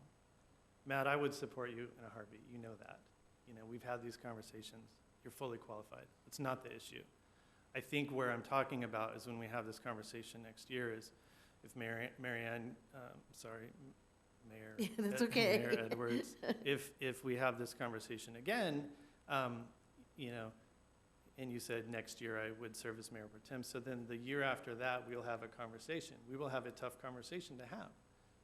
Do we appoint someone that has only served 3 years to that Mayor Pro Tem role, or do we, do you step back into that role, or Councilmember Ron, do you step back into that role? So we don't have what we had, so we're having to sort of we need to have the conversation about it, because the expectation might be in 2 years, Mayor Pro Tem Stewart wants to be Mayor Pro Tem. So, and we would say, well, hold on a second, or likewise, right? In 2 years, you might say, well, I'm ready to be Mayor Pro Tem. We'd have to have that conversation. That's all I'm asking for. Yeah, and I don't know, I'll talk to Peter and Randy. I don't know that, we do this, every year. I don't know that we can discuss something like that. I suppose we could discuss it, but we certainly could make a commitment to anyone that anyone would take that position. Or we just have this discussion and we might have this discussion again in 2 years. Yeah, or next year. Yeah, next year. Next year. So, okay, so Matt. Well, this just got elevated to like the top 5 most uncomfortable conversations I've had in my life. Look, my perspective on this is simple. Given my understanding of the city council with the city of Temecula, we don't have a policy. There's never been anything really written down about this. And it is an uncomfortable conversation, and there have been, periods of, where council members have served in their first 4 years and periods where they haven't, and I don't think, the last several years, look, Mike's sitting back there. Mike, I never thought getting into this 6 years ago that this early on I would be the second longest serving council member in the city, right? Given the history and tradition of what Temecula had been as long as I had known her. So it is. It's treading a little bit carefully here and navigating some waters that we haven't before. I appreciate the confidence that you've all expressed in me, and know again that the next 2 years are going to be difficult years, and let's be honest, beyond that even this is not something our country has ever experienced before. And it's certainly an opportunity for us to all calibrate together to figure out how we show what Temecula is best at. And there was that period of time, where we all recognized the council. Everybody was in, good lockstep with each other, and the city moved efficiently and dynamically. And I think we have an opportunity here tonight to set that tone again, and to say, look, moving forward, this is where we need to be. And so it is no easy conversation to have. And Zach, I have full faith in your abilities, and you've demonstrated a good ethic, while on the city council. I think there's no doubt. I also, look forward to a time where we can have a discussion about some sort of policy on this as well, because, and look, I've brought back, and in fact, Mike and I were talking a couple of nights ago, and what did you call me, an iconoclast? Was that the word you used? Yeah. And you said, Matt, you just like breaking the rules and the mold. And I've done that on a number of occasions, much to the dismay of my colleagues here, and I'm sure even city staff. And so, but not doing it not without, some thought and process, right? So that there's an idea that if we can all agree, maybe there's a different way of looking at things. And so, Zach, I 100% agree. I'd love to be able to have that conversation and try and figure out what we perceive to be, the qualifications and the procedure for accepting a mayor or mayor pro tem as a city. We'll have to navigate a bit of the uncomfortableness with, decisions being made ahead of time, all of that kind of stuff. And then, frankly, the biggest challenge is, a policy that we set today doesn't bind future councils. Right. So, we've got all of that we have to deal with. But I think it's an important conversation for us to have. And so I agree. I think that's, that's definitely something that we need to tackle, so that we don't have to have these, uncomfortable conversations, because I only have room for 5 of them in my life. Well, you're not gonna make that. So that said, I'm happy to accept the nomination, and happy to see how folks vote. All right, so we have a motion and a second? Yes, Yes? so we have a motion by Mayor Edwards and a second by Councilmember Alexander. I will go ahead and call a roll call vote. Okay. Councilmember Alexander. Okay. Councilmember Ron. Aye. Mayor Edwards. Aye. Councilmember Schwenk. I'm not going to vote against you on principle, but aye. Councilmember Stewart. Aye. All right. Congratulations, or condolences, as the case may be. Look, and at the end of the day, we have work to do for the city. We absolutely That's do. the important thing to remember. Yes, absolutely. And we are all pulling in the same direction. I think the issue now is we don't really know what that direction's going to be, so we have to be prepared for everything, and just know that everybody's opinion is valued, and we're all going to listen, pay attention, and just continue to work together like we always have. So Mayor Edwards, the next position we'd like you to discuss and do a motion is President for Community Services District. Okay, well, I know what I want to say, but I can go last. Stu, do you want to start? I would like to nominate Yes, Zach. yeah. Obviously. Yeah, obviously. Yeah. Yeah, and I concur. Yeah. I concur as well. Okay, so I have a motion by Councilmember Stewart, second by Mayor Edwards, to nominate Councilmember Schwenk to the President of the Community Services District. I'll call a roll call vote. Thank you. Councilmember Stewart. Aye. Councilmember Schwenk. Aye. Mayor Edwards. Aye. Councilmember Ron. Aye. Councilmember Alexander. Aye. Okay. And then the last position is the Vice President of the Community Services District. Who was it this last year?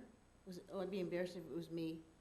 It was not Mr. you. Stewart. If I, do you mind if I just go? Is that okay? Or Oh, do you- sure, no, okay, go ahead. can you save for last? I think, the short time that Councilmember Stewart and I spent as president and vice president was not enough. And I'd like to see him back as vice president of TCSD. I'll second that. Okay, we got a motion and a second? I concur. Okay, all right. Okay, so I'll go ahead and do the roll call vote. Councilmember Stewart, Aye. Councilmember Schwank, Aye. Mayor Edwards, Aye. Councilmember Ron, Aye. Councilmember Alexander. Aye. Okay. Well, congratulations. And Mayor Edwards, that concludes the business and joint meeting portion of the agenda. Okay. And we have commission reports next, and I believe there's two commissioners in the audience to provide their reports. Okay, I see Lene. Everybody's got, oh, there you are. Okay, so, I have it. All right, Lene, come on up. You sat through a long meeting to get here. It was a good meeting. It was, huh? So I'm going to start with the Planning Commission report. And at our last meeting, we voted on voted on a CUP for it's actually called the Bordeaux Room, which is over kind of where the Salvation Army is off of Jefferson. And so they're planning on eventually hoping to have a restaurant there when everything kind of settles down. It's not really the best business to be in right now, but that's what they're hoping for eventually. So we voted on that for them, and they're kind of do catering right now is what they do mainly, and wedding planning. So that's what we did at our last meeting. I wanted to introduce myself to Jessica. I'm Lene, and I'm the chair of Planning Commission for this year, and just was reappointed for my third term. So nice to meet you. Congratulations. And Lene has lived here forever. Forever. Before we became a city. Yeah. Yeah. And congratulations to Stu. Welcome back. Thank you. And great to see 5 members here again. And I wanted to say something about Mike, but he left. So I will just write him a note. But I will say one thing. I have been around a long time to see different city council members. And Mike had a learning curve, like I think everybody does. Yeah. But he, like you said, Zach, that you would look to Mike for guidance. I hope you will. I hope all of you will, because he's really been tried and true here to this city and the decisions he's made and the questions he's asked and how he's been able to get consensus and how he's done things for the right reasons because it's the right thing to do. Mm-hmm. So I hope that each one of you will look to him for guidance and really mean what you say about him still being part of this council. So thank you. I'm looking to him for barbecue also. 6 feet. Mr. Levin, come on up. Get the sanitation squad in first. Yep. Very good. How are you? I'm good. How are you? Good. Congratulations, Oh, Madam thank Mayor, you. Mayor Pro Tem. Welcome aboard. Good to see you, Stu. Welcome, Councilmember Alexander. And, you know, so many great tributes tonight here for Mr. Nagar. And I just wanted to kind of open up by saying congratulations. I appreciate you and want to thank you for the wonderful example of your service. I just want to say my very best wishes to you, and I wanted it on tape here tonight. And so it is. And so here, I want to end us on a happy note. So over 30 residents have entered the annual 'Twas the Lights Before Christmas Home Decorating Contest. Madam Mayor, do you prefer extravagant lights or handcrafted pieces? I never Councilmember cared for plastic much. No? No. No? But it's, it's different now than it was. And Councilmember Schwank, giant inflatables or old-fashioned displays? Give me some old-timey every day. Well, you can admire all of these decorations and more, and the map is available for everyone to view online. So our commission got together last night, we took the shuttle bus out, and we visited all 35. It's so fun. So fun. So many great places, so. And as you're checking out decorations, you may even see Santa and his friends driving through the neighborhoods as Here Comes Santa Claus continues to make the rounds through December 19th. And lastly, we have the virtual Christmas cookie exchange. We're encouraging all bakers to submit a recipe for their favorite Christmas cookie or holiday treat. All recipes will be displayed online at temeculaca.gov/holidays. Time to start baking Temecula. Great idea. That concludes my report. Do you consider Ritz crackers with Cheese Whiz on the top, would that be a cookie or? That's an hors d'oeuvre. That's what a single person has Yeah. when they're going to college. Yeah. Thank you for everything Community Service has You got done. it. I mean, it's been amazing the way you picked up the flag, and it seems like doing more than ever, Kevin. They really And are. so much fun. Now, if you can just make it snow just one time, just once. Snowed my last day as mayor in 2014. I was going to say, 8 the inches. last time it snowed, you were the mayor. 8 inches, So yeah. there you So go. I think we're due again. So thank you, Eric. You got it. Merry Christmas, happy holidays. Merry Christmas. Okay, public safety report. Come on down. I do. Fully sanitized. It's perfect. Mayor Pro Tem, council members, and staff, thank you for having me here tonight to give you the report for calls for service for the fire department for November 2020. Congratulations. Welcome back, Stu, and welcome, Councilmember Alexander. Calls for service have went up. Obviously, COVID is impacting the fire department, and it's also impacting us internally. We don't take that lightly at all. Our firefighters are on the front line protecting the community, and obviously COVID has changed things on how we respond. So I'd like the community just to recognize a couple of things and how we've changed our response. And we've changed our response to where when we get on scene, one rescuer goes inside and determines the level of care, whether that's BLS or ALS, while the other team members wait outside. If they're needed, we send more people into the home, residence, building, wherever that's at, to assist and care for the patient, and then we try to move them outside the atmosphere or the residence where they're living. So that is different for us. If it's a full arrest, obviously we all go in and start life-saving care. We're social distanced at our fire stations. We've been held on. It's a strain on the family and our firefighters and to the community in general.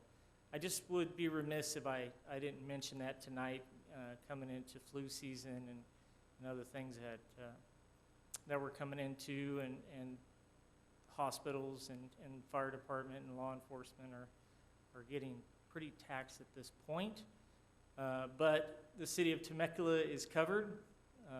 All our fire stations are covered and staffed, and I want to thank our firefighters, being the chief, for the effort they're putting into that.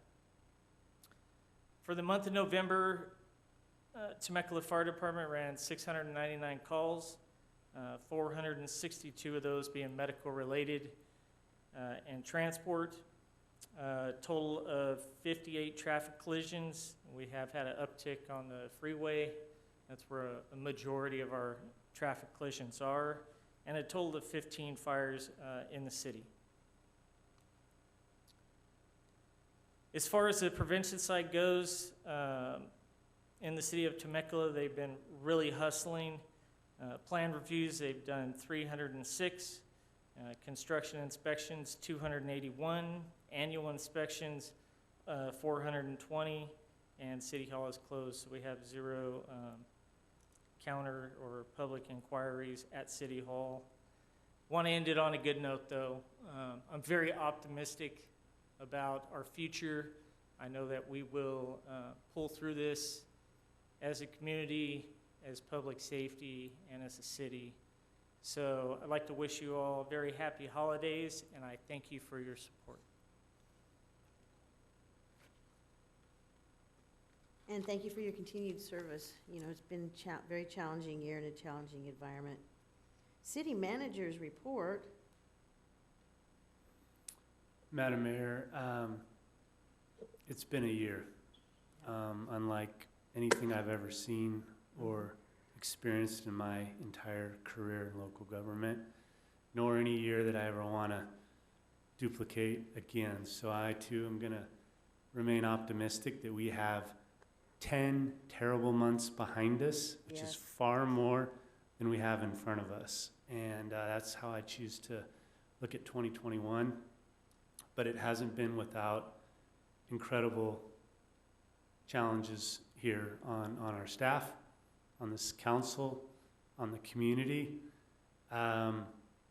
We branded the year Temecula Strong, and we are. And I'm very proud of how we've managed this global pandemic from an operations standpoint. And so I just want to thank every member of city staff for what they've continued to do. I want to wish them a Merry Christmas and a Happy Holidays as we turn a page and go into the new year. I want to welcome Councilmember Stewart back to the family, and of course, Councilmember Alexander. I look forward to working with you and supporting you both and helping you be successful in your term here. So with that, I thank the council for your support of me and the team and the executive team, and we're ready to catch our breath over the next few weeks and then come back and hit things hard after the first of the year. So with that, I thank you. Thank Madam you, Mayor. Aaron. And this is our last meeting for 2020, so it's appropriate time to wish everyone happy holidays. Stay safe and enjoy Mayor your Pro Tem family. Edwards. Ma'am? I'm sorry, Mayor Edwards. Yes. City Attorney report. Peter, are you still there? Oh my God. Yes, I'm still here. I'm sorry. First of all, let me welcome back Councilmember Stewart and welcome Councilmember Alexander. And as always, please feel free to call on me anytime you have any questions or need some assistance. I'm always available to help. And other than that, I have no further report for this evening, and wish everybody a Merry Christmas and Happy Holidays. Thank you, Peter. Merry Christmas to you and your family. All right, so now, last meeting of the year, and happy holidays, everyone. Take care of yourselves, and as Aaron said, we will be back to kick it in January 2021. And so with that, I call this meeting adjourned.